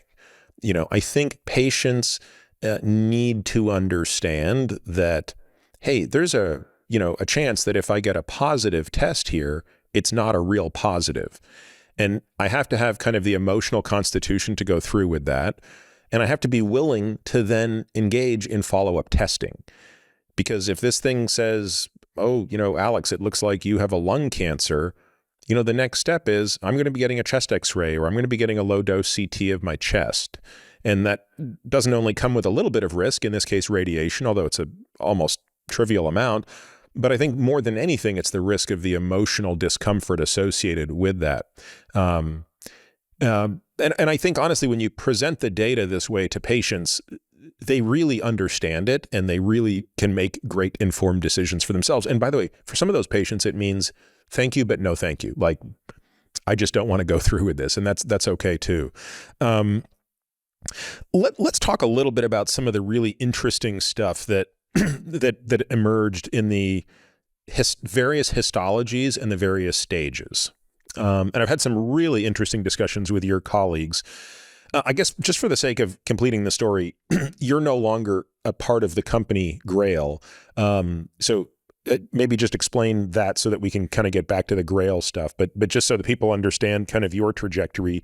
Yeah, no, we should do that. So so I was at Illumina, and then I helped spin off GRAIL as a co-founder, led the R&D and clinical development. And then I actually went back to Illumina as the chief technology officer, running all of the company's research and development. Really, really fantastic, fun job. Subsequently, Illumina acquired GRAIL. So now a solely owned subsidiary of Illumina. And then that was about almost 3 years ago. And then recently, I left Illumina to start a new company where I'm a really interesting biotech company that I'm the CEO of. Yeah, so no longer actively involved in either company. Have great relations with all my former colleagues, and excited to see their progress. I should also say that I am still a shareholder also of Illumina, just for full disclosure. Yeah, thank you. So kind of going back to, you have a number of colleagues, as you said, who are still at GRAIL, who I've gotten to know. And one of the things that really intrigued me was, again, some of the histologic differences and the stage differences of cancer.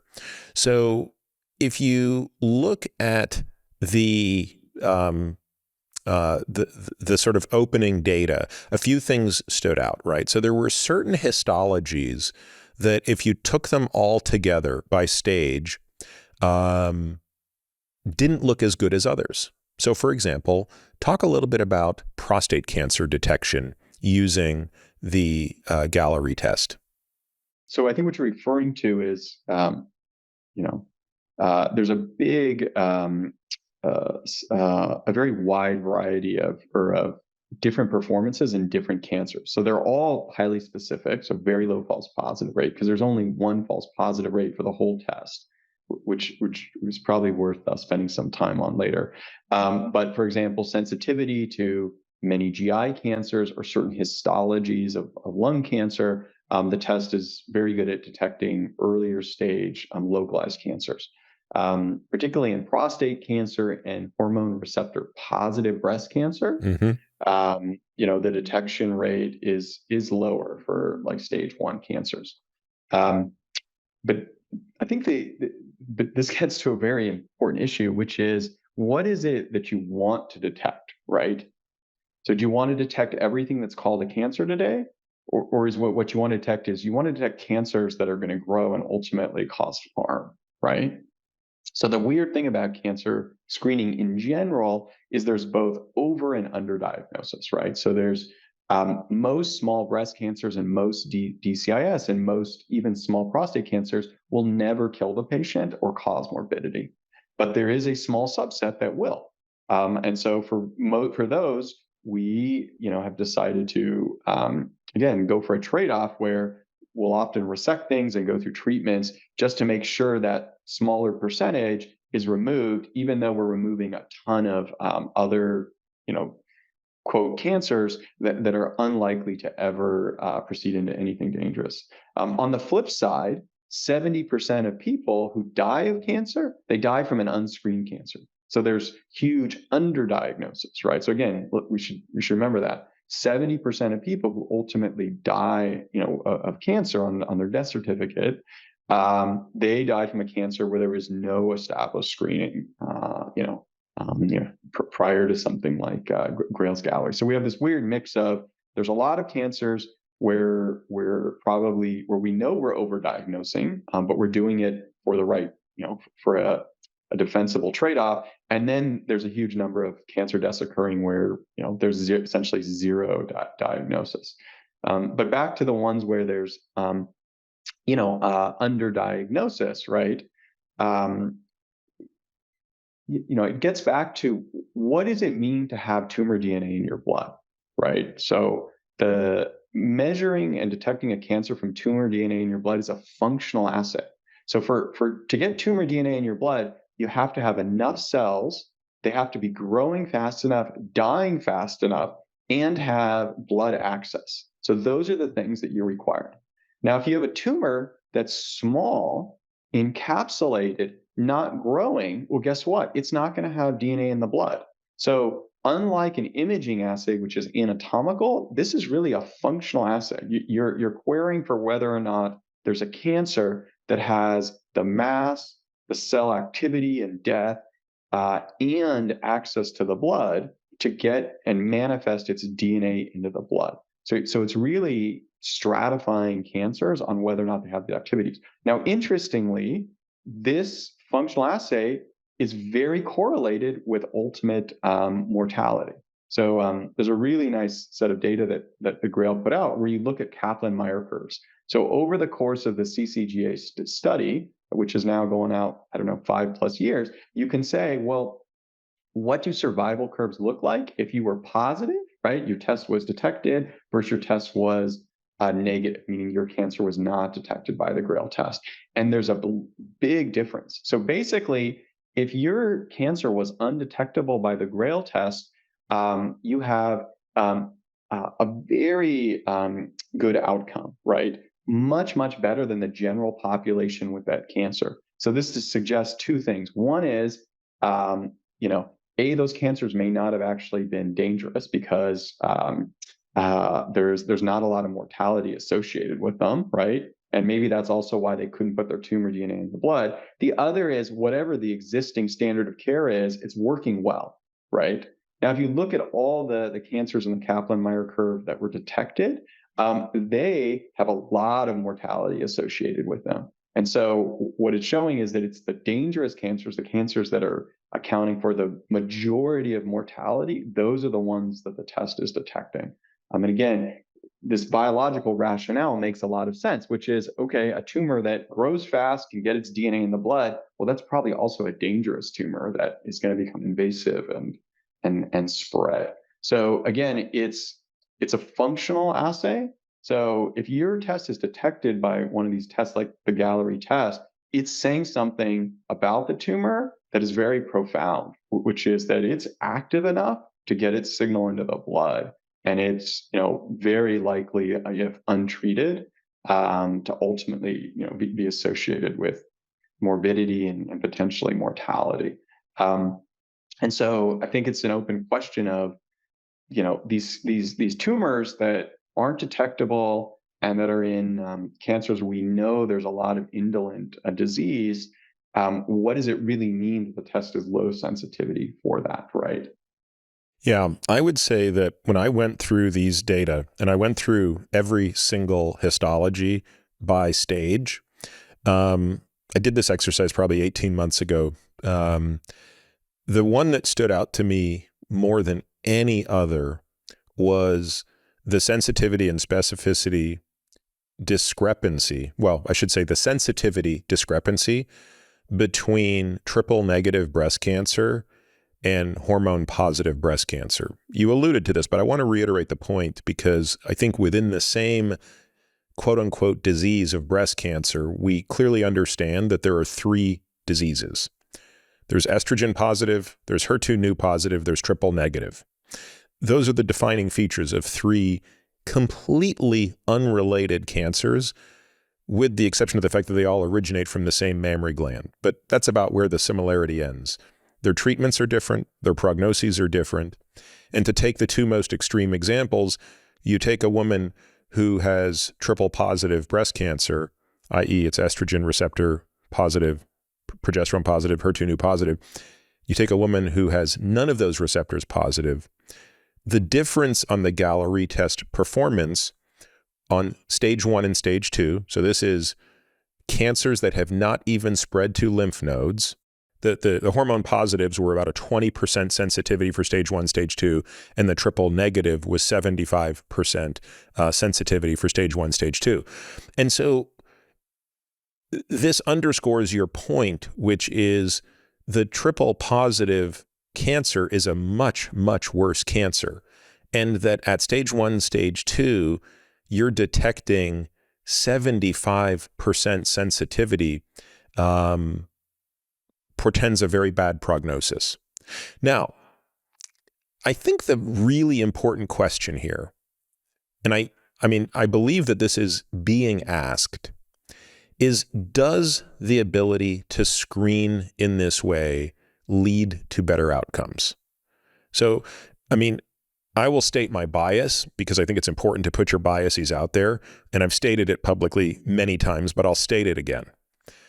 My bias is that yes, it will.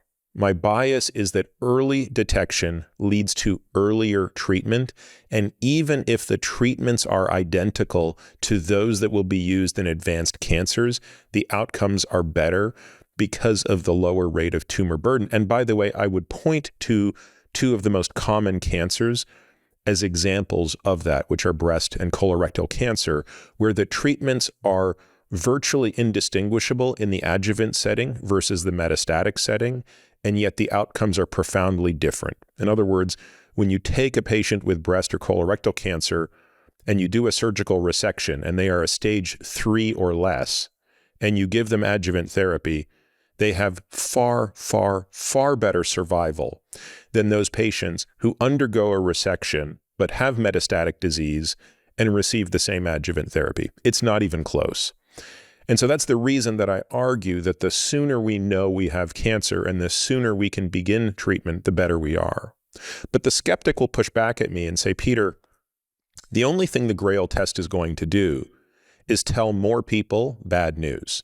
So we'll concede that people are going to get a better, more relevant diagnosis, that we will not be alerting them to cancers that are irrelevant and over-treating them, and we will alert them to negative or more harmful cancers, but it won't translate to a difference in survival. So what is your take on that, and how can that question be definitively answered? So it's a very important question, and over time, it will be definitively answered. So we should talk about some of GRAIL studies and how they're going about it. So the statistics are very profound, like you said. So most solid tumors, 5-year survival when disease is localized, hasn't spread to another organ. 70 to 80% 5-year survival. Less than 20 for metastatic stage 4 disease. So it's very, that correlation of staged diagnosis versus 5-year survival is night and day. And obviously, everyone would want them and their loved ones, and most people in the localized disease category. Now there's an academic question, like you're saying, which is, okay, well, that's true. But does that really prove that if you find people at localized disease through this method, as opposed to all the variety of methods that happens today incidentally, that you will have the same outcome? And sure, I guess you could come up with some very theoretical possibility that somehow that won't, but that doesn't seem very likely. And I think it gets to a fundamental question of, well, are we going to wait, decades to see that? And in the meantime, give up the possibility, which is probably likely, that finding these cancers early and intervening early will change outcome. So I'm all for, and I think everyone is, bigger and more definitive studies over time. But the idea that we're never going to do that study, or just take kind of a nihilistic point of view that until it's done, we're not going to find cancers early and intervene, I don't think it's conscionable to do that, especially when the false positive rate's low. I think there's a few other ways to come at it, which is, if what you said was really true, I've met some of the folks and been called by them who the GRAIL test has found a positive. I can think of a former colleague, and the test found an ovarian cancer. Do you think when she went to her OBGYN and said, look, the test said that I have potentially an ovarian cancer, and they did an ultrasound and they found something, that the OBGYN said, you know what, since this was found through a new method, let's not intervene. So that there's a malignancy, likely, it is an ovarian cancer. We know what the natural history is, but we're not going to intervene. Similarly with cases of pancreatic cancer, head and neck, or things like that. So I don't understand the logic, because today people do show up, although often it's not very often, with early stage versions of these disease, ovarian, pancreatic, head and neck, and things, and we treat them. So why is it you wouldn't treat them if you could find them through this modality? I just don't know of any GI surgeon who says, well, you're one of the lucky people where we found your pancreatic cancer at stage 1, 2, but we're not going to treat it, because there isn't definitive evidence over decades that mortality isn't better. So I get the academic point, and GRAIL and others are investing tremendous amount to increase the data, but the idea that we have this technology and we're going to allow huge numbers of cancers to just progress to late stage before treating, I don't think that's the right balance of potential benefit versus kind of burden of evidence. Yeah.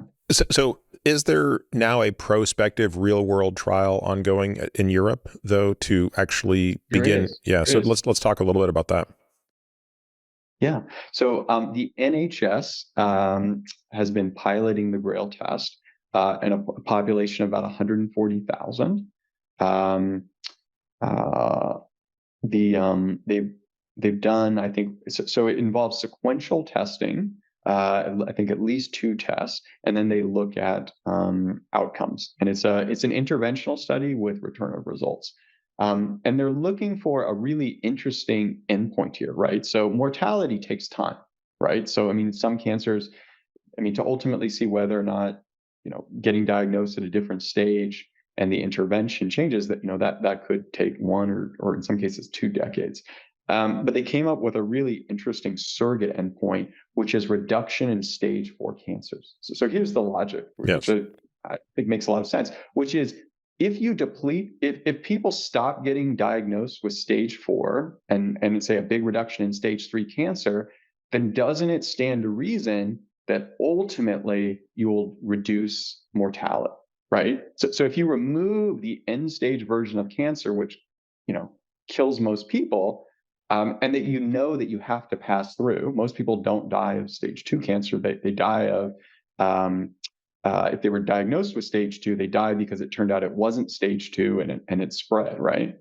So if you do a study and within a few years, when you're screening people, there's no more, and let's take the extreme, stage 4 cancer, then you stage shifted the population, right? And you're kind of eliminating late stage metastatic cancer. While we're waiting for that to read out, my personal belief is, the potential benefit of finding cancer is so significant. Testing now, for many patients makes sense. And then I think this endpoint of stage 4 reduction. Yeah, that's a clever endpoint. Yeah. One of the things that I know that a lot of the folks who oppose cancer screening tend to cite is that a number of cancer screening studies do not find an improvement in all-cause mortality, even when there's a reduction in cancer-specific mortality. So, hey, we did this colonoscopy study, or we did this breast cancer, screening study, and it indeed reduced breast cancer deaths, but it didn't actually translate to a difference in all-cause mortality. I've explained this on a previous podcast, but it is worth for folks who didn't hear that to understand why. To me, that's a very, very, how can I say this charitably? That's a very misguided view of the literature, because what you fail to appreciate is those studies are never powered for all-cause mortality. And if you reduce breast cancer mortality by 40% or 30%, that translates to a trivial reduction in all-cause mortality, because breast cancer is still just one of 50 cancers. And even though it's a relatively prevalent cancer, over the period of time of a study, which is typically 5 to 7 years, the actual number of women who were going to die of breast cancer is still relatively small compared to the number of women, period, who were going to die of anything. And I, in previous podcasts, have discussed that it's very difficult to get that detection within the margin of error. And so if you actually wanted to be able to see how that translates to a reduction in all-cause mortality, you would need to increase the size of these studies considerably, even though really what you're trying to do is detect a reduction in cancer-specific mortality. I say all of that to say that I think one of the interesting things about the NHS study is it is a pan-screening study. And to my knowledge, it's the first. In other words, it has the potential to detect many cancers, and therefore you have many shots on goal. Potentially, this could show a reduction in all-cause mortality and not just cancer-specific mortality. Again, I would have to see the power analysis, but I wonder if the investigators thought that far ahead. Do you know? I mean, they're going to follow these patients long term, so they will get be able to have the data on mortality. I don't know if it's powered for all cause mortality. All cause. I mean, I think that's unlikely just for the reasons you said, which is that the numbers would be really high. I mean, again, if you're powering it to see a reduction in stage 4 over a couple of years, that may not be enough. Yeah. Yeah. Interesting. Well, time will tell. Alex, I want to pivot, if we've got a few more minutes, to a topic that you and I spend a lot of time talking about these days. And so by way of disclosure, you sort of noted that you've, left Illumina somewhat recently. You've started another company. I'm involved in that company as both an investor and an advisor, and it's an incredibly fascinating subject. But one of the things that we talk about a lot is going back to this role of the epigenome, right? So I think you did a great job explaining it and putting it in context, right? So we've got these 3 billion base pairs, and lo and behold, some 28 million of them also happen to have a methyl group on their C. I'll fill in a few more details that we didn't discuss on the podcast, but just to throw it out there. As a general rule, when we're born, we have kind of our max set of them, and as we age, we tend to lose them. So as a person ages, the number of those methylation sites goes down. You obviously explain most importantly what they do, what we believe their most important purpose is, which is to impact gene expression. It's worth also pointing out that there are many hallmarks of aging. There are many things that are really believed to be at the fundamental level that describes why you and I today look and function entirely different from the way we did when we met 25 years ago. We're half the men we used to be. I could make a Laplace Fourier joke there, but I will refrain. So I guess the question is, Alex, where do you think methylation fits in to the biology of aging? That's a macro question, but yeah. So you talked about the hallmarks of aging, and it was who's the author who I think it was Hanrahan came up with that about 10 years ago. This hallmarks of aging, and he recently gave a talk where he talked about perhaps methylation is the hallmark of hallmarks of aging. And what he's referring to is the mounting data that the epigenetic changes are the most descriptive of aging, and are becoming more and more causally linked to aging events. Yeah. There's lots of data that show that people of comparable age but different health status, for example, smokers versus non-smokers, people who exercise versus people who don't, people who are obese versus people who are not, can have very different methylation patterns. There's also some data that look at centenarians relative to non-centenarians. And obviously that's a complicated analysis because by definition there's a difference in age, but you get a sense of different patterns of methylation. And clearly centenarians, we've established long ago, do not acquire their centenarian status by their behaviors, right? Just look at Charlie Munger and Henry Kissinger, two people who recently passed away at basically the age of 100, despite no evidence whatsoever that they did anything to take care of themselves. So clearly their biology and their genes are very protective. As you said, there are a bunch of these hallmarks, right? I think the original paper talked about 9, and that's been somewhat expanded. But you share that view, I suppose, that the epigenome sits at the top and that potentially it's the one that's impacting the others. So when we think about mitochondrial dysfunction, which no one would dispute mine and yours are nowhere near as good as they were 25 years ago. Our nutrient sensing pathways, inflammation, all of these things are moving in the wrong direction as we age.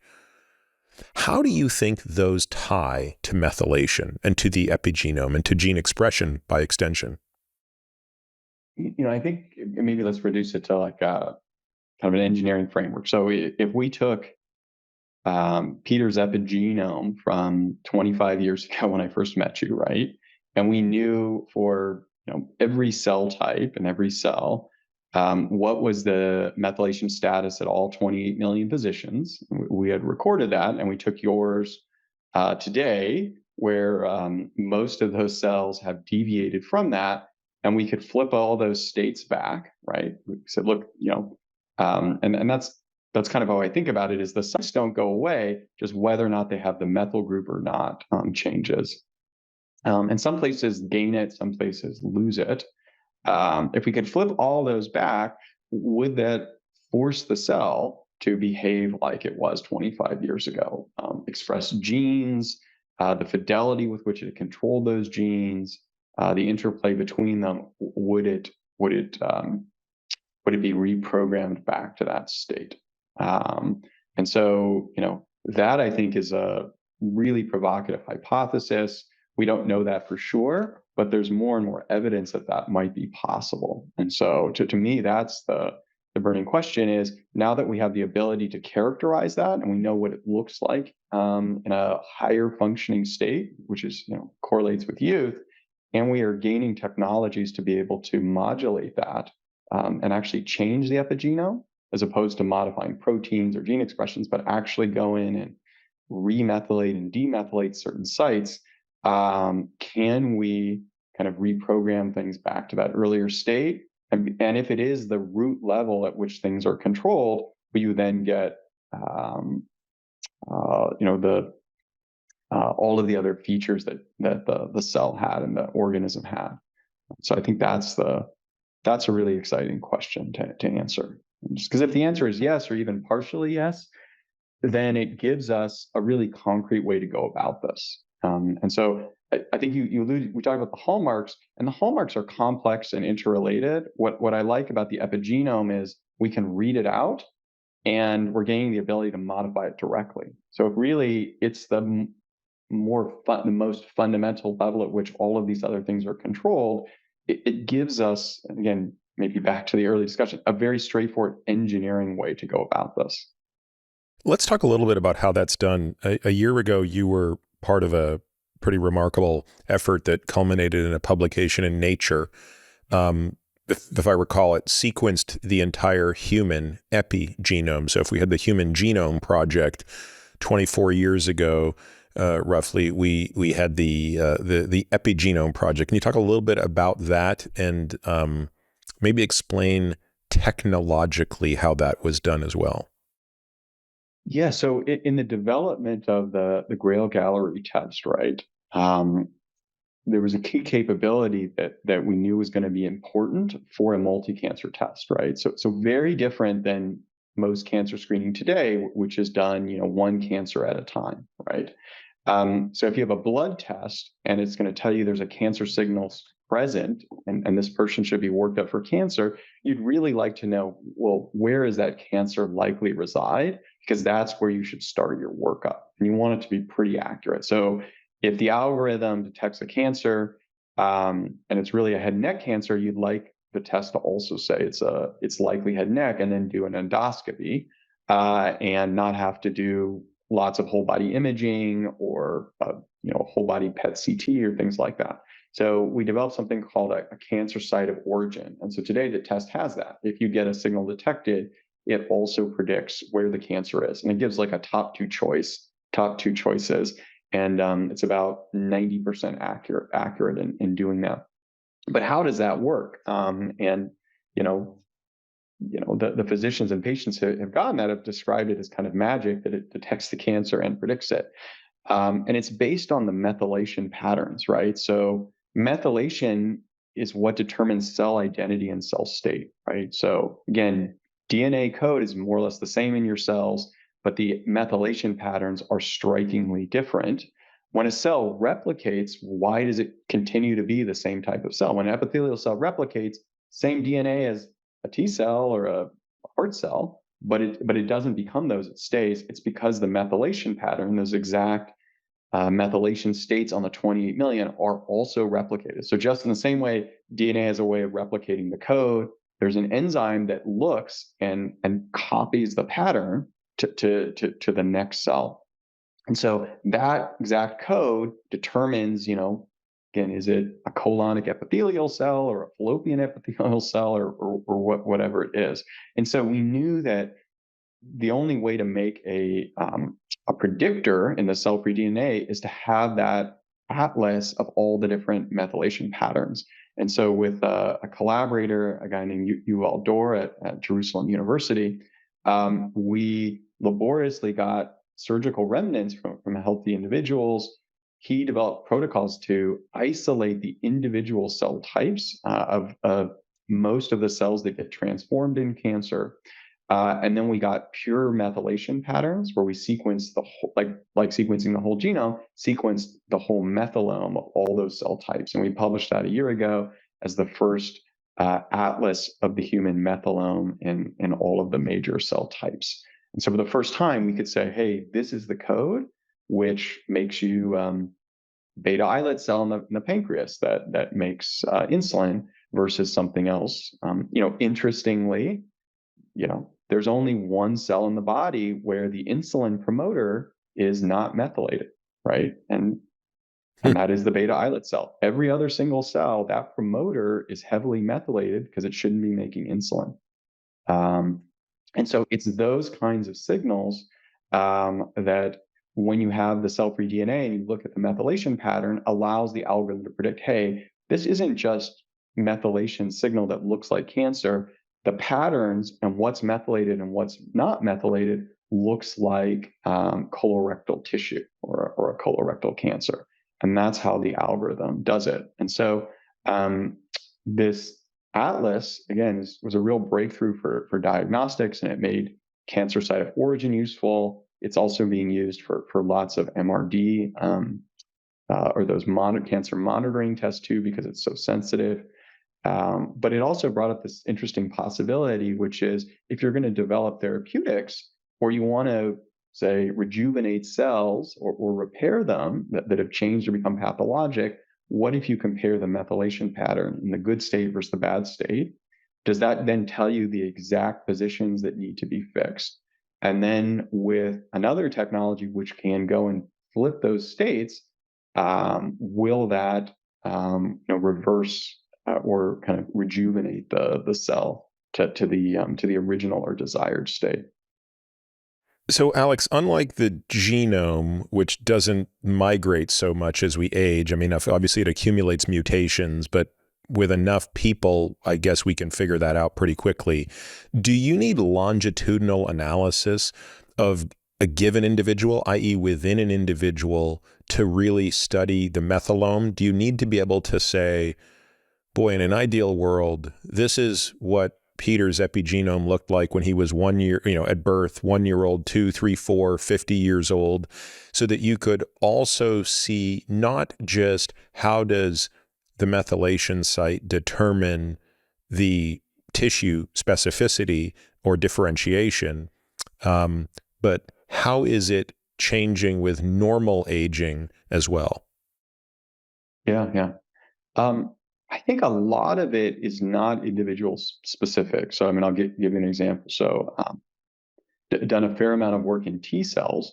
And if you look at, say, exhausted effector T cells versus naive memory cells, where, younger individuals tend to have more of those, and it gives them more reservoir to do things like fight disease, fight cancer.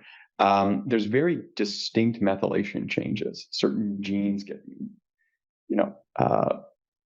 methylated or demethylated. And those changes seem to be, again, very correlated with this change in T cell function.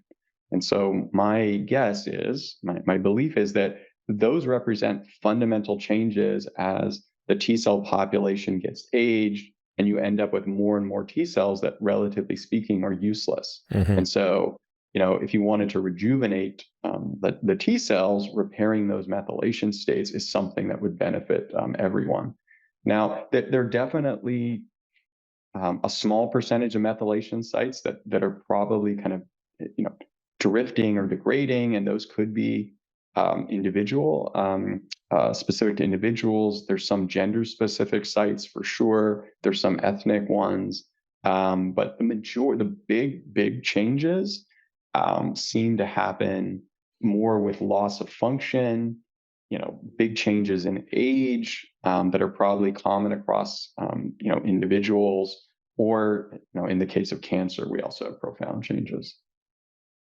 When you think about this space, a term comes up. I mean, if folks have been kind of following this, they've probably heard of things called Yamanaka factors. In fact, a Nobel Prize was awarded to Yamanaka for the discovery of these factors. Can you explain what they are and what role they play in everything you were discussing? Yeah. So what Yamanaka and colleagues discovered is that if you take fully differentiated cells, for example, fibroblasts, and you expose them to a particular cocktail of 4 transcription factors, that the cell reverts to a stem cell-like state. And these are called induced pluripotent stem cells. So again, you subject a differentiated cell that is a kind of a mature cell of a particular type. I think most of their work was in fibroblasts. And the cell, when it's exposed to these transcription factors, and these transcription factors are kind of powerful ones at the top of the hierarchy. They unleash a huge number of changes in gene expression. Genes get turned on, get turned off, and then ultimately, if you keep letting it going, you end up with something that is a type of stem cell. And why this was so exciting is it gave the possibility to create stem cells through a manufactured process. So, as you know, there's a lot of controversy about getting stem cells from embryos or other sources. This, created a way now to create stem cells and use them for medical research, by just taking an individual's own cells and kind of de-differentiating it back to a stem cell. And how much did that alter the phenotype of the cell itself? In other words, the fibroblast has a bunch of phenotypic properties. What are the properties of a stem cell, and how much of that is driven by the change in methylation? In other words, I'm trying to understand how these transcription factors are actually exerting their impact throughout this regression, for lack of a better word. Yeah. So most of those we refer to cell type specific features as somatic features, like a T cell receptor, right? That's a feature of a T cell, or a dendrite or an axon would be for a neuron, or an L-type calcium channel for a cardiac myocyte. So those are very cell type specific features. So if you turn on these Yamanaka factors and you go back to a pluripotent stem cell, you lose most of these, right? And that word pluripotent means the potential to become anything, at least in theory. So you lose most of these cell type specific features. So the use of the iPSCs is then to redifferentiate them, right? And that's what people have been attempting to do, and it opened up the ability to do that, which is you create this stem cell that now potentially has the ability to be differentiated into something else. You give it a different cocktail and you try to make it a neuron, or a muscle cell, right? And then use that in a tissue replacement therapy. And there's a lot of research on that and a lot of groups trying to do that. You also asked about what is the relationship between that and the epigenetics and methylation state. That has not been well explored. And that's something that I and others are excited to do, because it could be that you're indirectly affecting the epigenome with these Yamanaka factors, And that if you translated that into an epigenetic programming protocol, you could have a lot more control over it. Because one of the challenges with the Yamanaka factors is if you do this for long enough, eventually the stem cell becomes something much more like a cancer cell, and just becomes kind of unregulated growth. And so again, huge breakthrough in learning about this kind of cell reprogramming and dedifferentiation, but our ability to use it in a practical way for tissue and cell replacements is not there. My hope is that by converting it to an epigenetic level, it'll be more tractable. You mentioned that this is typically done with fibroblasts. I assume the experiment has been done where you sprinkle Yamanaka factors on cardiac myocytes, neurons, and things like that. Do they not regress all the way back to pluripotent stem cells? I think to varying extents. And so, I mean, if you truly have a pluripotent stem cell, I guess in theory it shouldn't matter where it came from, right? Because it's pluripotent. So with developmental factors, right? So I mean, where did your first neurons come from? You had a stem cell, and then in the in the embryo or the fetus, there were factors that then coax that stem cell to become these other types of cells and tissues, right? So if it's truly pluripotent, then you should be able to do that. Now, I think you're getting at something which is different, which is called partial reprogramming. And he and his the people who have followed his work have what they're trying to do is things which is kind of stop halfway. So what if you took a a heart cell or a T cell that's that's lost a lot of function, and you give it these Yamanaka factors, but you stop it before it really loses its cell identity. Will it have gained some properties of its higher functioning youthful state without having lost it? And so there's some provocative papers out there on this.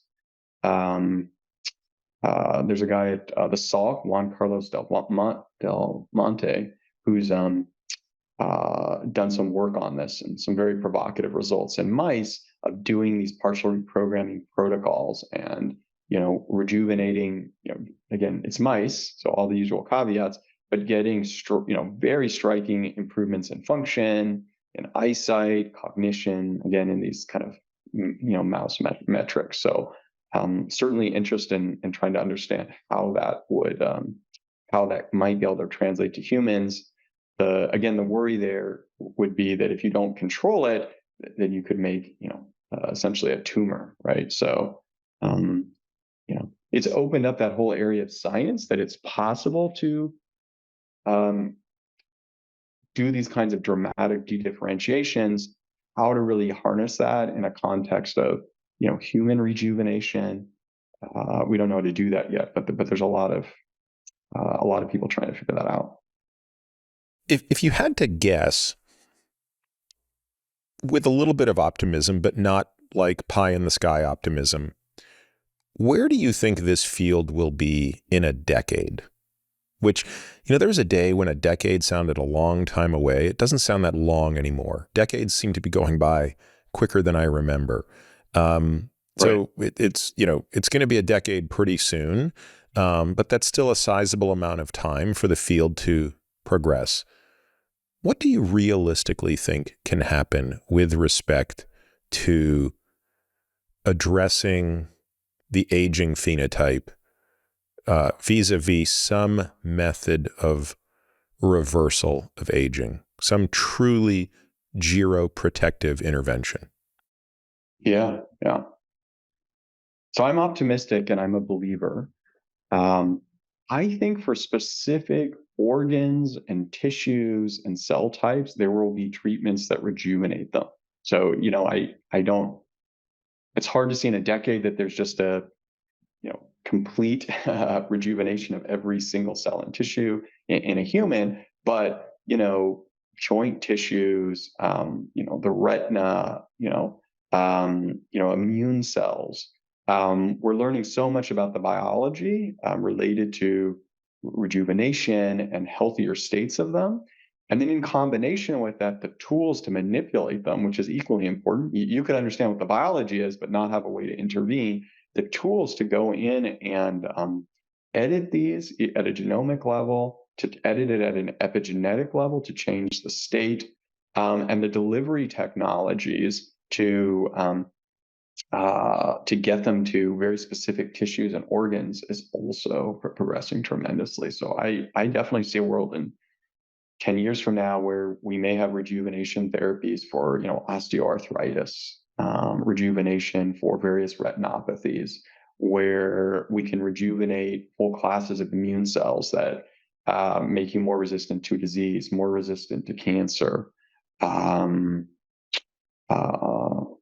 Yeah, I think we'll see things that will have real benefits in improving health span.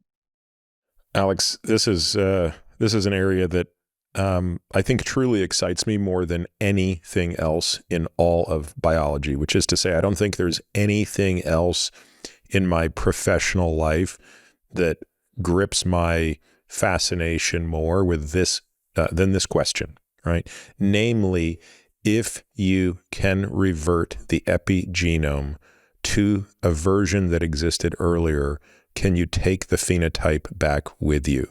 And that could be at the tissue level, as you say. Could I make my joints feel the way they did 25 years ago? Could it make my T cells function as they did 25 years ago? And obviously, one can extrapolate from this and think of the entire organism. So anyway, I'm excited by the work that you and others in this field are doing. And grateful that you've taken the time to talk about something that's really no longer your main project, but something for which you provide probably as good a history of as anyone, vis-a-vis the liquid biopsies, and then obviously a little bit of a glimpse into the problem that obsesses you today. Awesome. Well, fun chatting with you as always, Peter. Yeah, glad to have the opportunity to dive in deep with this. There aren't many places to do this. Thank you. Yeah. Thanks, Alex.